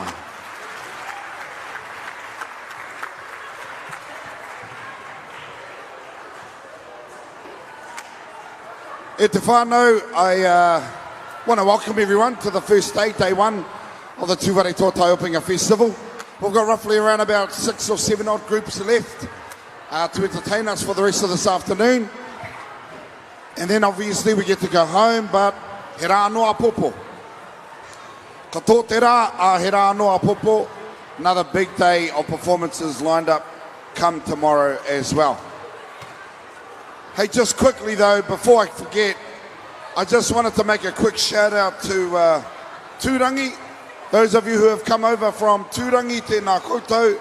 I don't know if you've heard the news, but Tūrangi has been named a finalist for the most beautiful small town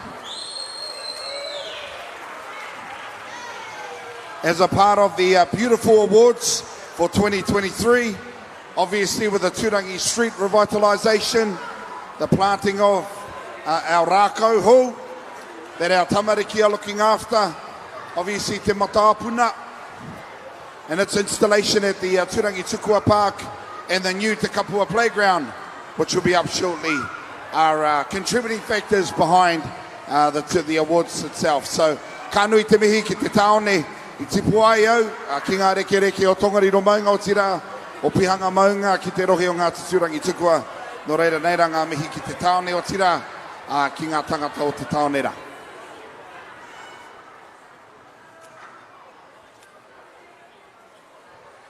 Still to come e te whānau, Taupo Primary, they have their tuakana group who are scheduled to perform.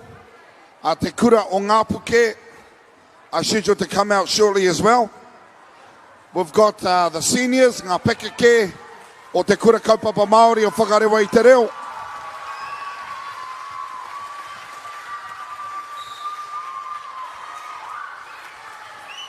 O Whakarewa i te reo ki Tūwhare Toa. We also have Te Whatatau o Putawaki, the Taina group, who'll be performing today as well. And then we round things up with our kapa from Korohe Marae, from Ngāti Hine, Ara Korere Aotearoa. Well, without further ado, it's time to introduce our next group for today. Please make them feel welcome to the stage. Tēnā, homaira te pakipaki, mo te kura o te maunga i kitea, Ara Konga Taina.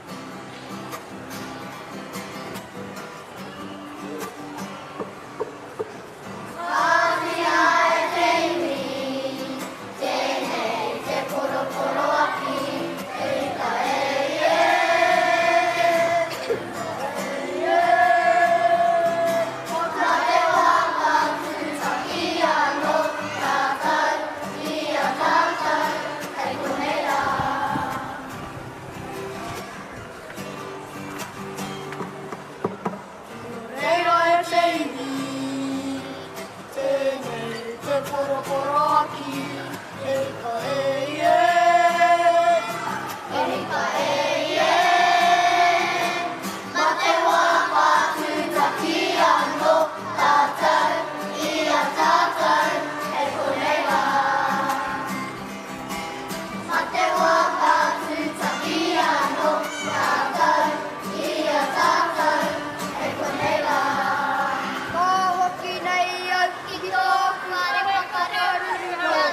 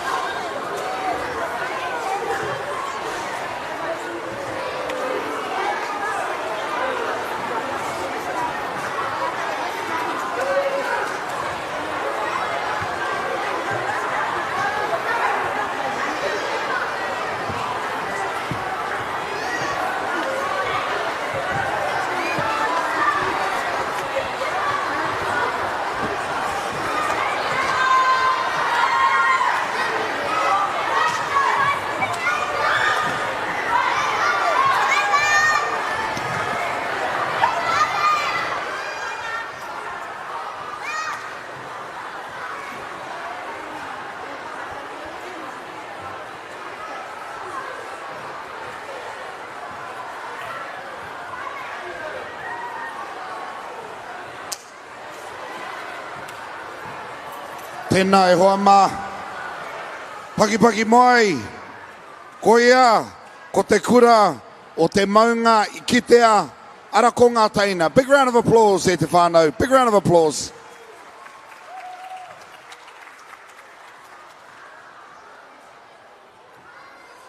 Hei whakamohio atu.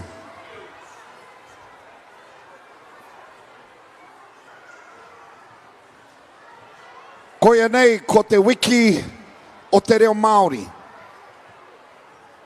And it's quite fitting that the Tūwhare Toa Taiopenga Festival, 9 times out of 10, falls on the week of Māori Language Week. Nō reira, ko takoto ke te manuka, kia koutou. Now, aha koa Māori mai, Pākehā mai, he wero tāku. One of the biggest challenges around the revitalisation of Te Reo Māori is that it's something that requires intergenerational healing. If you think that you can heal the language, you and you alone, e kao. Despite it taking one generation for our language to be on the brink of extinction, it takes 3 generations to revitalise the language within your whānau. So the wero is this. Take on the challenge. Take on the challenge to learn Te Reo Māori. We have so many amazing resources, so many amazing teachers, so many amazing kaupapa that you can jump on, that you can get involved with, and that can help you to flesh out your language. Now, a good friend of mine always said that learning the language is like surfing. When you hear someone speak Te Reo Māori, is like watching someone surf. You look at it from afar and think, man, that's me. I want to do that. But it's not until you go out on the water and get smashed by the waves that you realize, oh, actually, learning te reo Māori is a lot harder than I thought it was going to be. And it is hard e te whānau. In fact, learning te reo Māori is something that never stops. You think you get to a point where you know a lot, then you get with other people and you realize, wow, I don't really know much.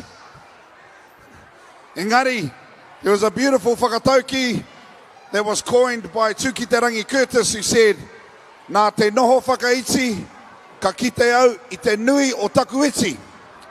Ka kite hoki au i te iti o taku nui. Which basically means to humble oneself. You start to realize that you only know a little bit about a lot. And you also know a lot about a little. So humble thyself and give it a crack. Te ako i te reo Māori.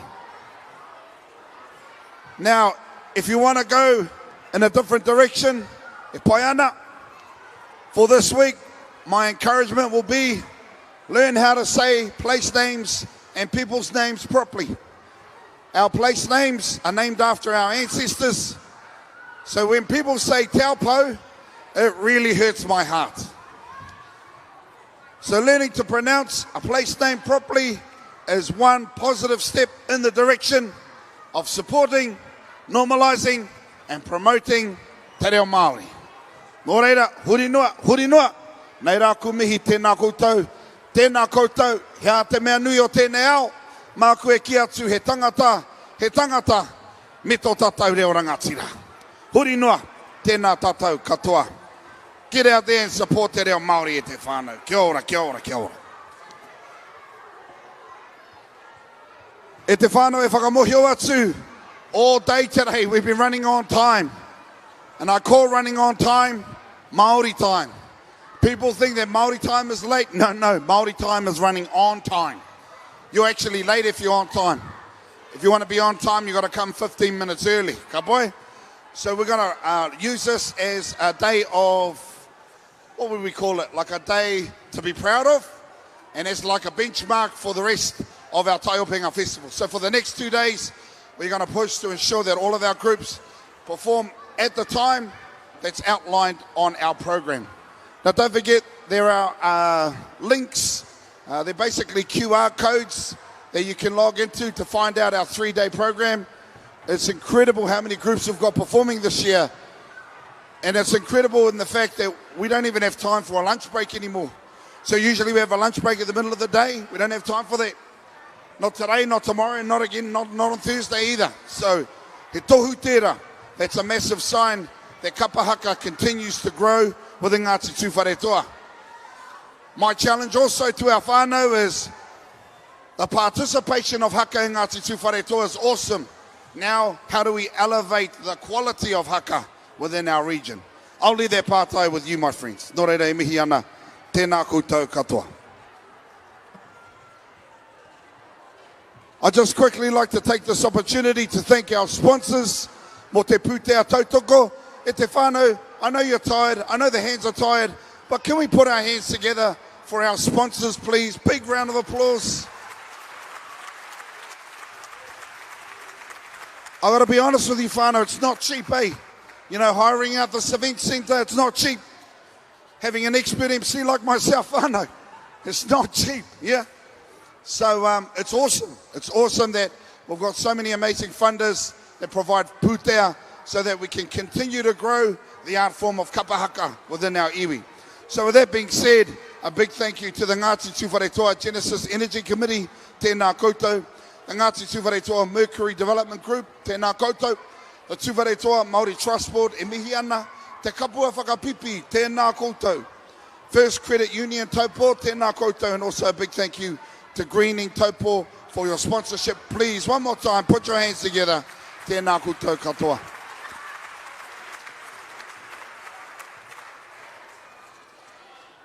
Now, I've been lucky enough to have emceed this event for a very long time. Why they keep calling me back is beyond me, jingers, but they do.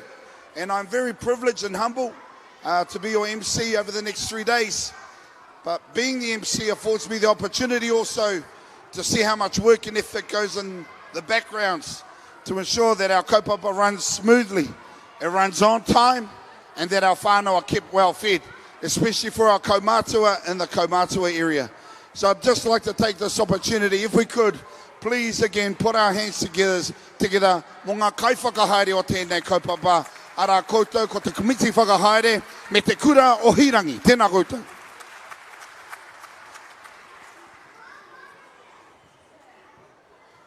Also, I'd like to acknowledge te kura o Hirangi who have adopted te māramataka Māori as a part of their practice, which means that during the winter periods for te kura o Hirangi, they have 4 weeks off.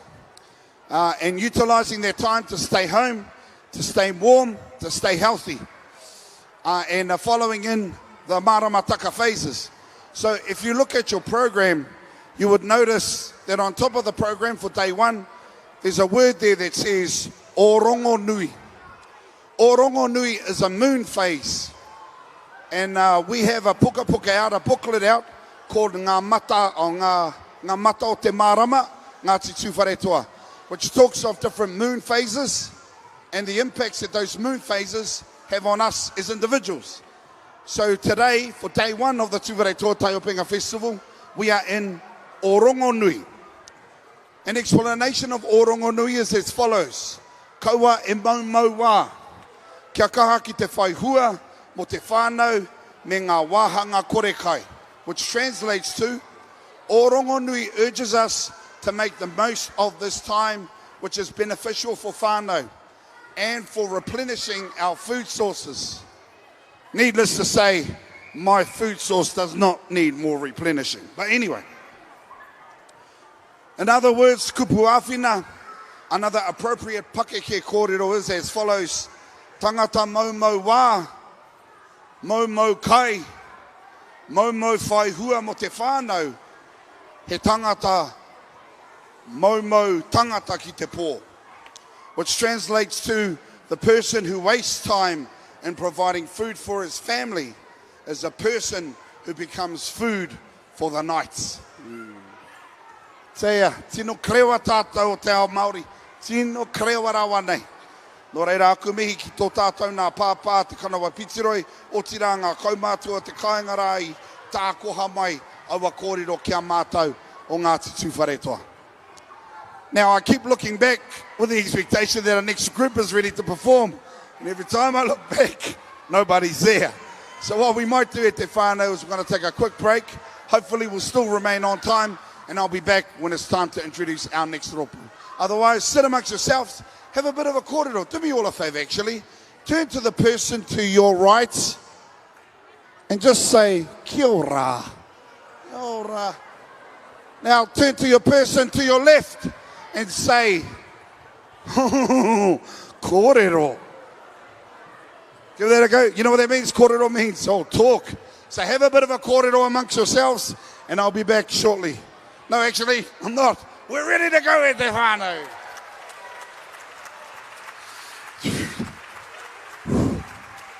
I was sweating there for a little while. I was sweating. Hey, that's why I get paid the big bucks. I get paid the big bucks. All right. He tika ngā kōrero me hoki ati ai nei. Ki tēnei kapa, kai te whakaeke mai. Ki runga I te papa tūwaiwai I tēnei wā.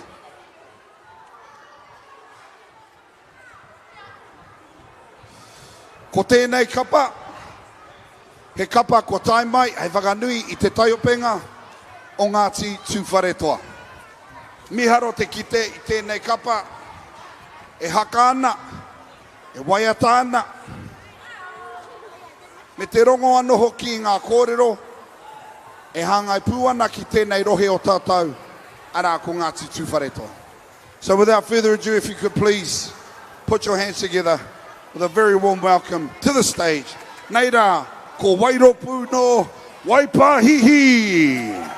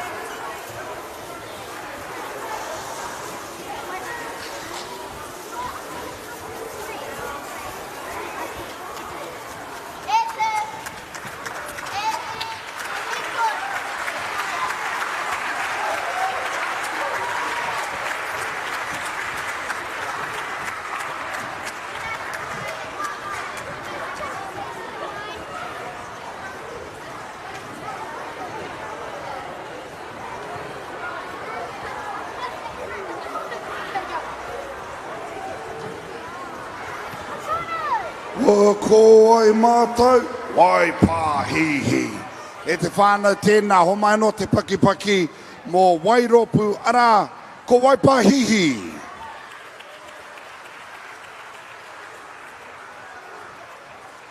Mi haro rawa tēnā kūtau. E te whānau, we are on the home straight.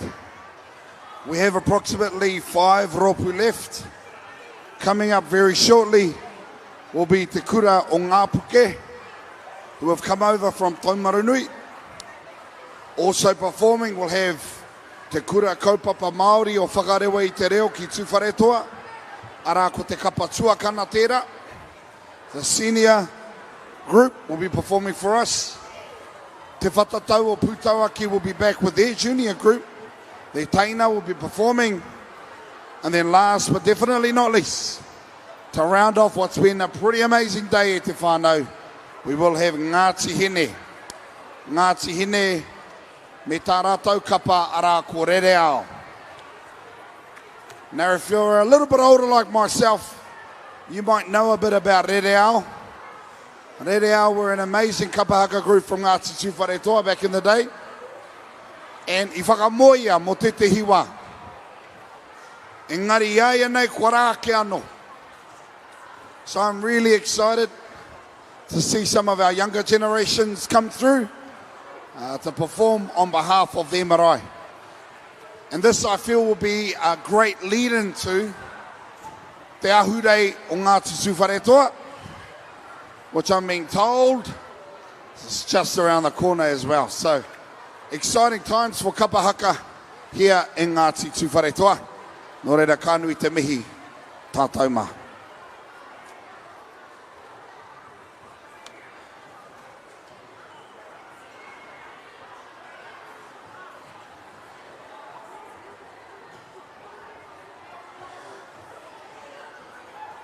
Ka pai te whānau whānui kānui te mihi. As you make your way in, I encourage you to come straight to your seats at te whānau. No mahara mai.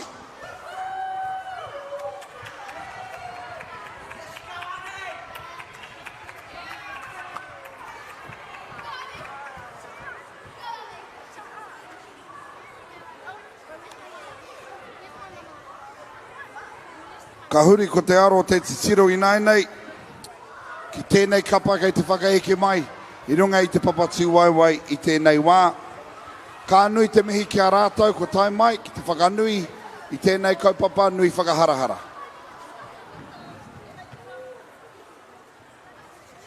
Nō reira, e mihi kawana. If you could, te whānau, please help me in welcoming to the stage. Put your hands together. Tēnā paki mai. Anei rā, ko te kura tuatahi o Taupo. Hey!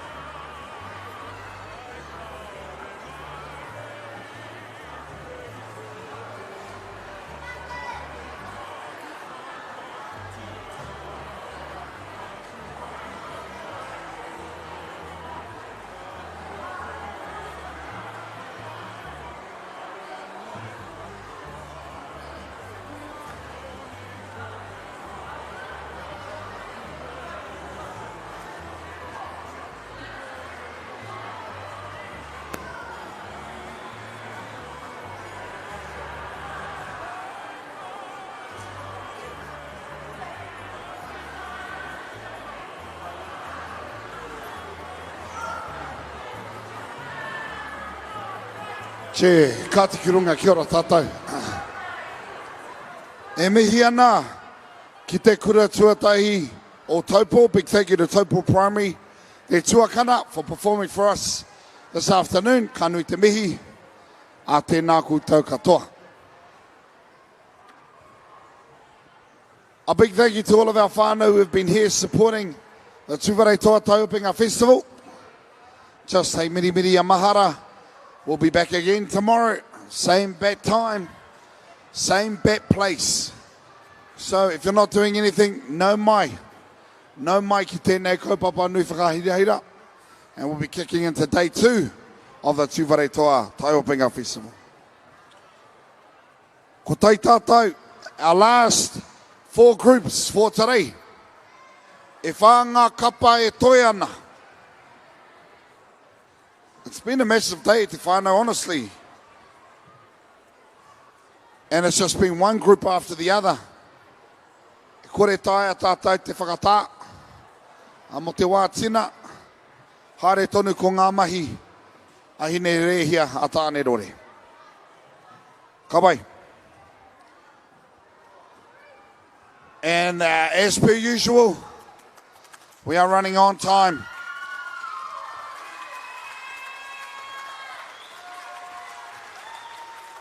We are running on time and on budget, e te whānau. Well, that being said,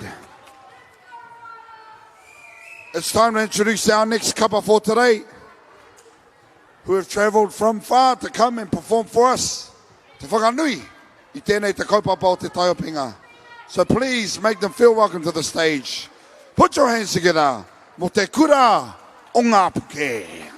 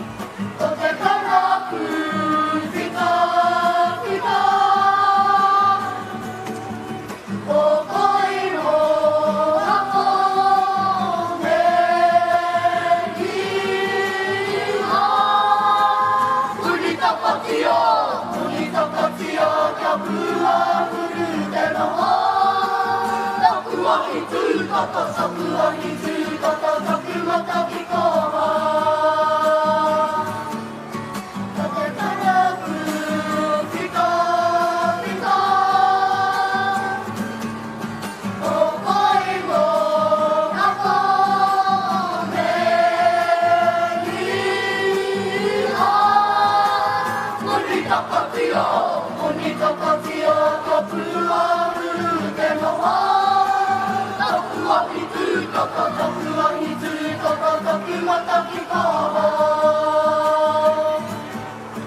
Koe kure ua toki roku, toku mange, toku kauri, tatungi o te o te te o te toku o hitu, toko toku mo toki koho, te karaku tiko tiko o te reo e hui.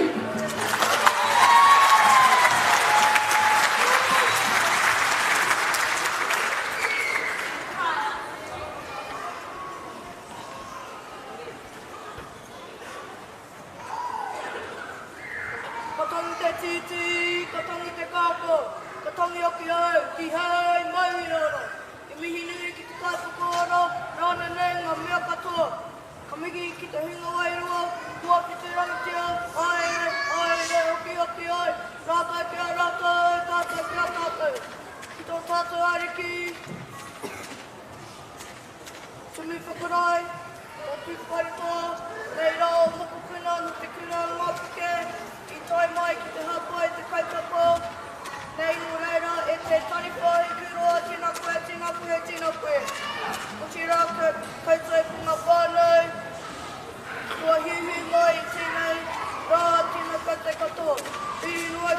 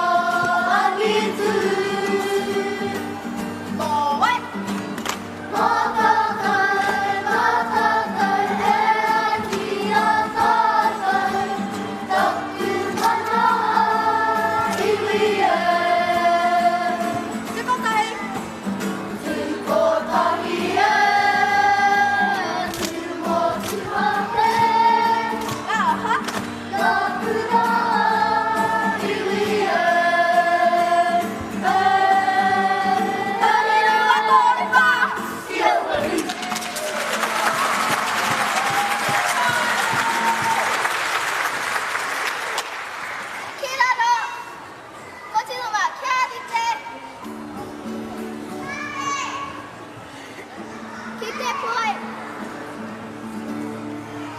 Koe kia mai.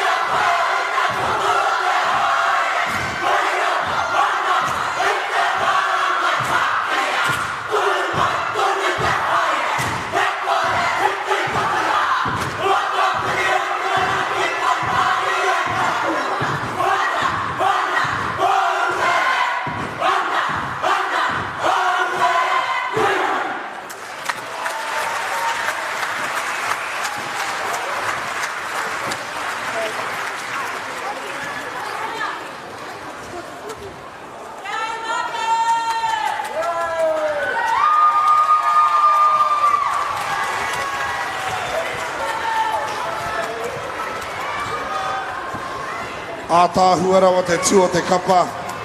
A tāhua rawa te tū o te haka tautoko. He te whānau whānui, tēnā homai no te pakipaki, mo te kura o ngā puke.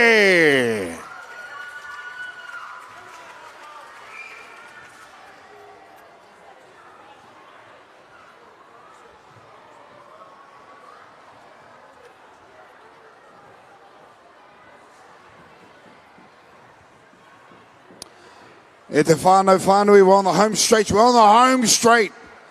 So I encourage you to please come and take your seat as quickly and as efficiently as possible. While you do that, I will talk about tomorrow. We are another day, Apopo, he rā noa Apopo. We'll be in the moon phase of Modi 2, which we'll talk more about tomorrow here at the Tūwhare Toa Taupinga Festival. But we'll also have performances from the likes of Waitaha Nui Kohanga Reo. We'll have my tree hut here tomorrow. More kapa from Te Kura o Hirangi. We'll have Hato Patariki. They'll be performing tomorrow. Also, Te Kura Kaupapa Māori o Taumaru Nui will be here at Popo. Looking forward to also the Tūwhare Toa Kapa who performed at the Te Arawa Waka Regional Kabaka Competition. They'll be up tomorrow as well. That's day 2 for the Tūwhare Toa Taupinga Festival for 2023.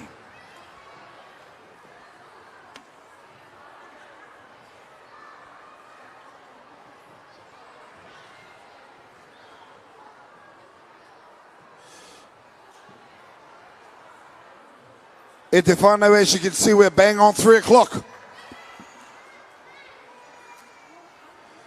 We are bang on 3 o'clock, which means we are bang on Māori time, which means we are on time. And it's time for us to introduce our next kapa for today. I tū ko ngā taina o tēnei kapa i te ata nei, ko tai mai ko ngā tuakana.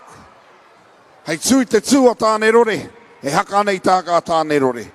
So without further ado, e te whānau, if you could, please help me in welcoming to the stage, tēnā, paki paki mai, humere moi, mo te kura kaupapa Māori, o whakarewa I te reo ki Tūwhare Toa, hara, ko ngā tuakana.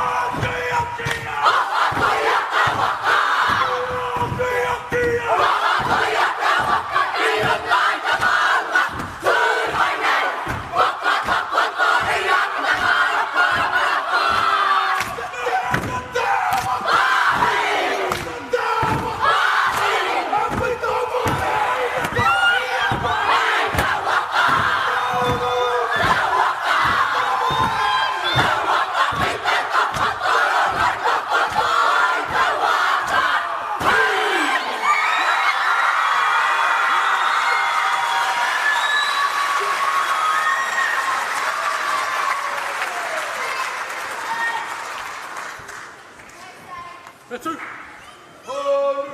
Whakapiri! Unuhia ko te pau mua, ko te pau roto. Ko te pau tapu, ko te pau nā te ronga mai, ko tita wala ronga ngā kanai. Ko taro kahi, ko kiri te pau mua, te pau roto, te pau te wala. Hei aturani mamo, tuko atu te atu korongo, ko te ronga nā ruarangi i runga. Sūru turanga ko te tai nā kōkā me kui humara kau. Tuko atu rei te ara nā rua heke, heke hoi ora. Toke ke wara te ara o mātou. Hei ara waro ki te pō. Ki te pō nui, ki te pō ara, ki te pō mātina rā. Hei te pō hoi ariki. Pēre o ki rei te ara o mātou. Hei a ko te kumaka te ara ngā. Ngā hoi te marata. Heke, heke tongara, heke panuku. Hoi ai! Mihi mai rā ki Māori. E te kora kaupapa Māori o whangara mai tērā ku tūwara toa. Ko toi ope mai, ki runga i te karanga o te kaupapa o tērā. He mea whakamatai ia mātai ngā tai ohi, ki ngā tai whakakea te kura nei. Ke whangamihia, i ngā kapa, e tūpakari ai ngā mai, a tāna rei, a hina rehia, ki o toi a mātai roto i ngā tau. Me waka māna wake, i ngā manukura, i ngā mānu ngaraia. Ko wakai roi te ara, e whaingatanga mā mātou, i roto i ngā mai a kākanei. Ka tangi hea mamata o te wā, ka mihi au ki te kaupapa. Ka mihi au ku pakake, o ku kai mātua, kai taku ariki. Huri noi tō tātou whare, tēnā koutou, kia ora mai tātou katoa. Koe kiri, mai te moe ata nei. Tongari rata mauna, pai pai ti ai e koe mā turu turu mai ana ngarai mata he wai ana mā. Ku mātua tolo atu kari ngā katongi a ki te takiwa. Te wai e rere nei, ko wai kato tani whare. He hui tahe tani whare, hui tahe tani whare, wai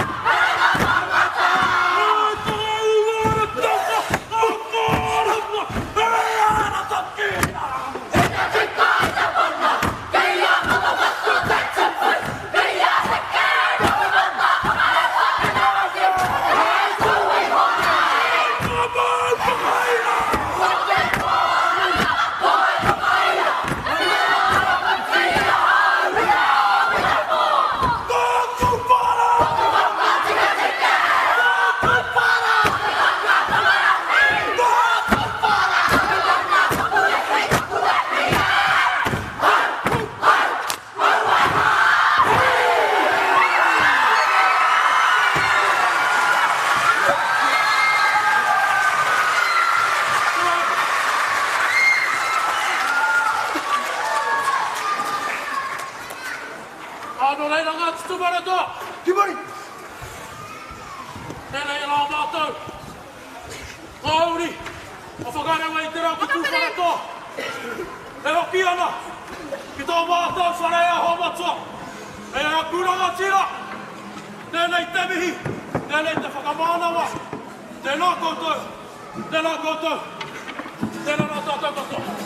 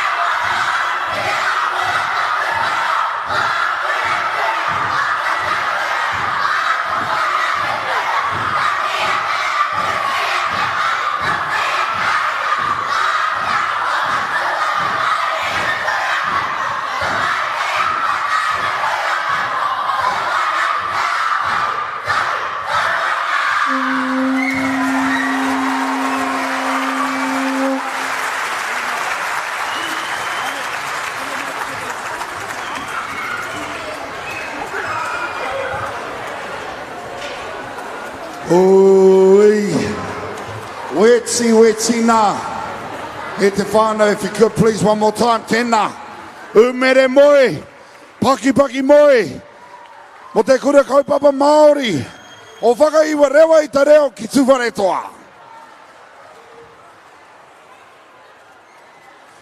Aue. Ko tata pau te hau. And I'm not even performing today. Come on.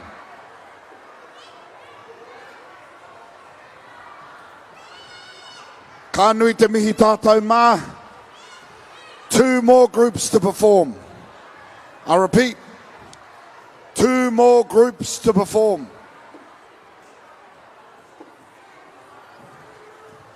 Looking forward to wrapping up day 1 of the Tuwharetoa Taupinga Festival. A big kia ora to all of those hundreds, if not thousands, of spectators that have come trampling through the event centre here in Taupo.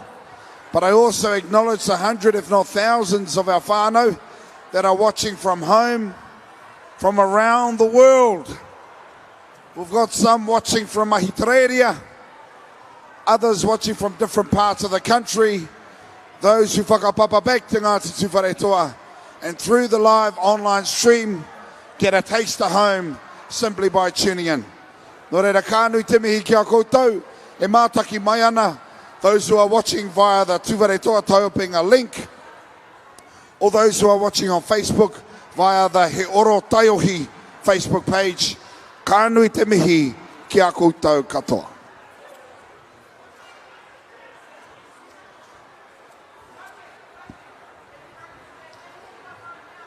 As you make your way into the event centre, I do encourage you, please come and make your way to your seat as quickly and as quietly as possible, as our next group is getting ready to perform on stage today.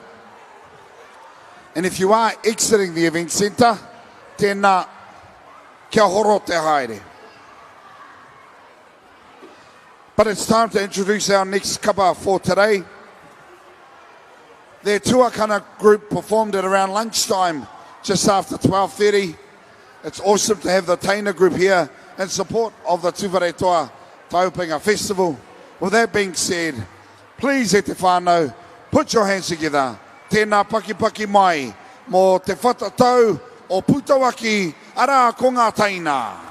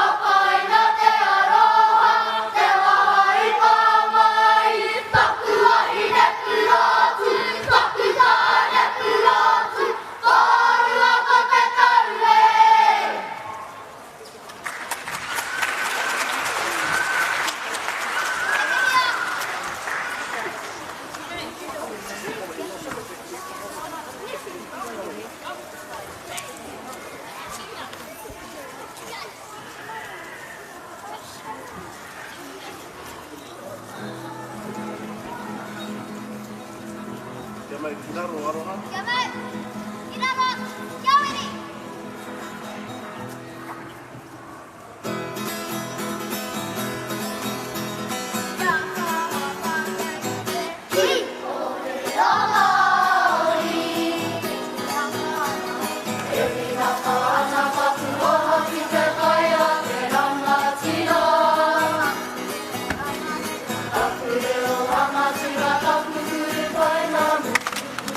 Oh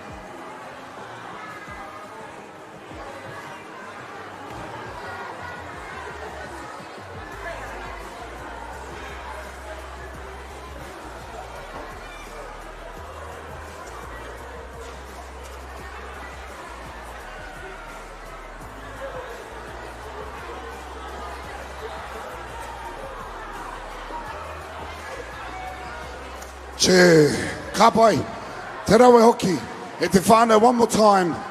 Please put your hands together for te whatatau o Putauaki, ara ko ngā taina. I tai tawhiti mai ki te whakanui i te tai o penga o ngā te siwhare toa. Nō reire mihi kawana, tēnā koutou. How are we feeling e te whānau? Are we feeling good?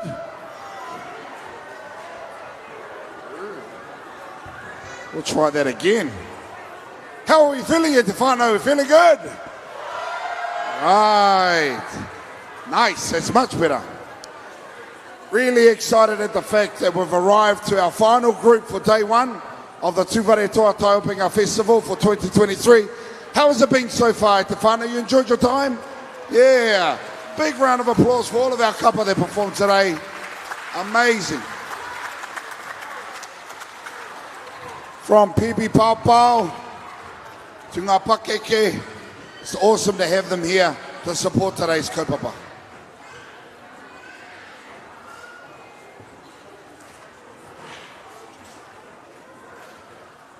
Nō reire, mihi kawana. Big thank you to all of those who have been here all day. Tēnei au te tū me te whakanui tō tātou nā ariki a tumu tēnā koe pā. Mo te katoa tēnei rā, ki te au i a koe, ka hamata ki nei ngā kapa. I whakaeke mai ki runga i te papatu waiwai, nō reire mihi ana o tira ki a koutou, i noho tūturu nei, ki o koutou nā tūru, tēnā koutou katoa. Thank you so much. All right, it is time for us to introduce our final group for today. It is an absolute pleasure to see them back.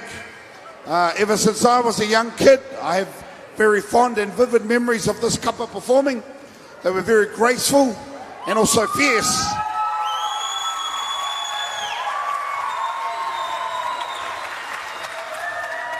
In how they performed.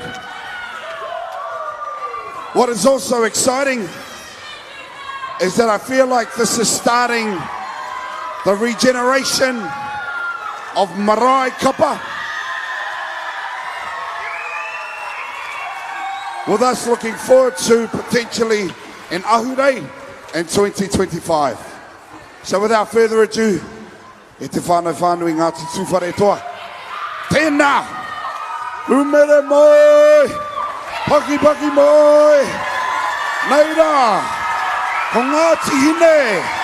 Te marae o korohe! Ara! Korereo!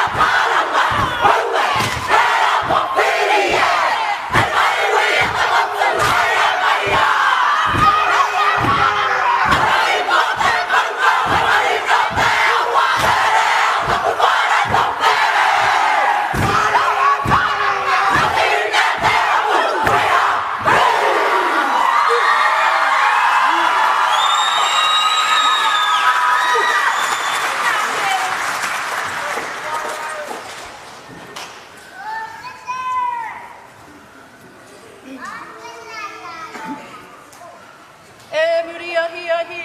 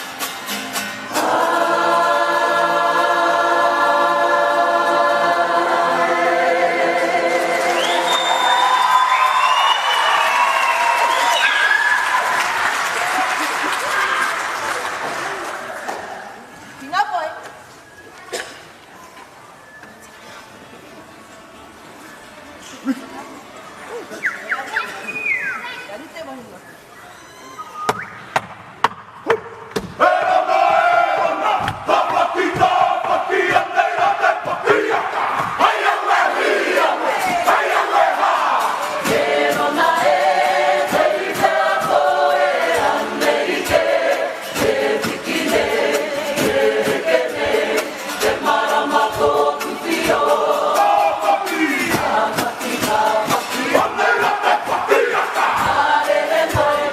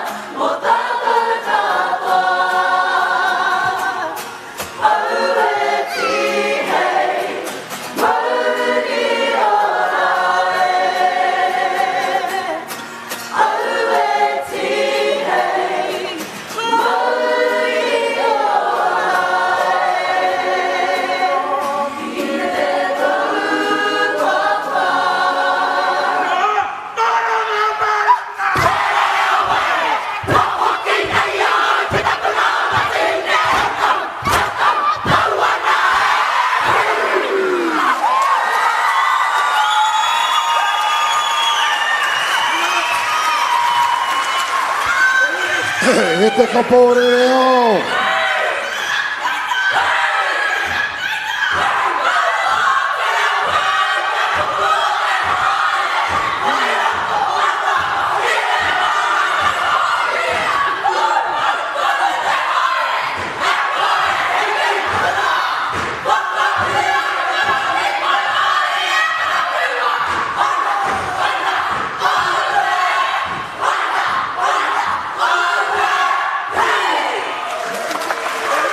Oi, tū te tua tāne rore, haka i te haka tāne rore. Tēnā mihi mai, Ngāti hine, korohe marae, ara, kore reo!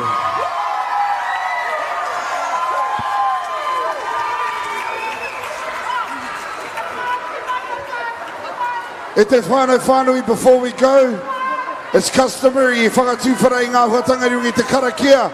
Ka tika me whakakapi ngā huatanga I rungi te karakia. Nō reira ka hoatu te rākau kōrero ki tō tātou nā hoa. A Tyson tautoko mana tēnei kaupapa I whakakapi e te rangatira I Tyson tēnā koe. Ka ti ake tātou ko tatu mai nei ki raro I te tūnui o tātou nei whare.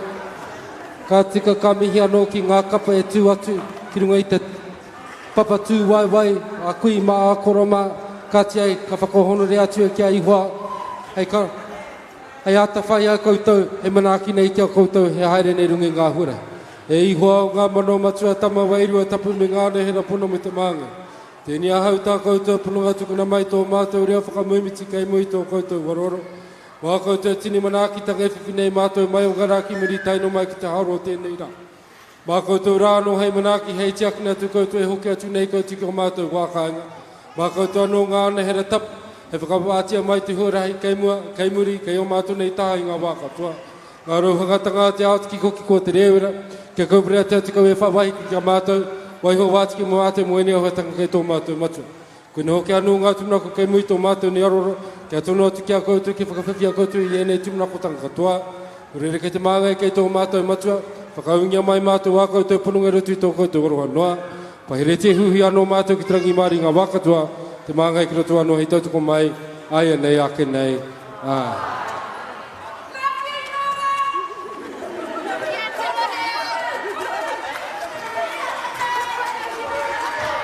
O ka tikironga kia ora tātou.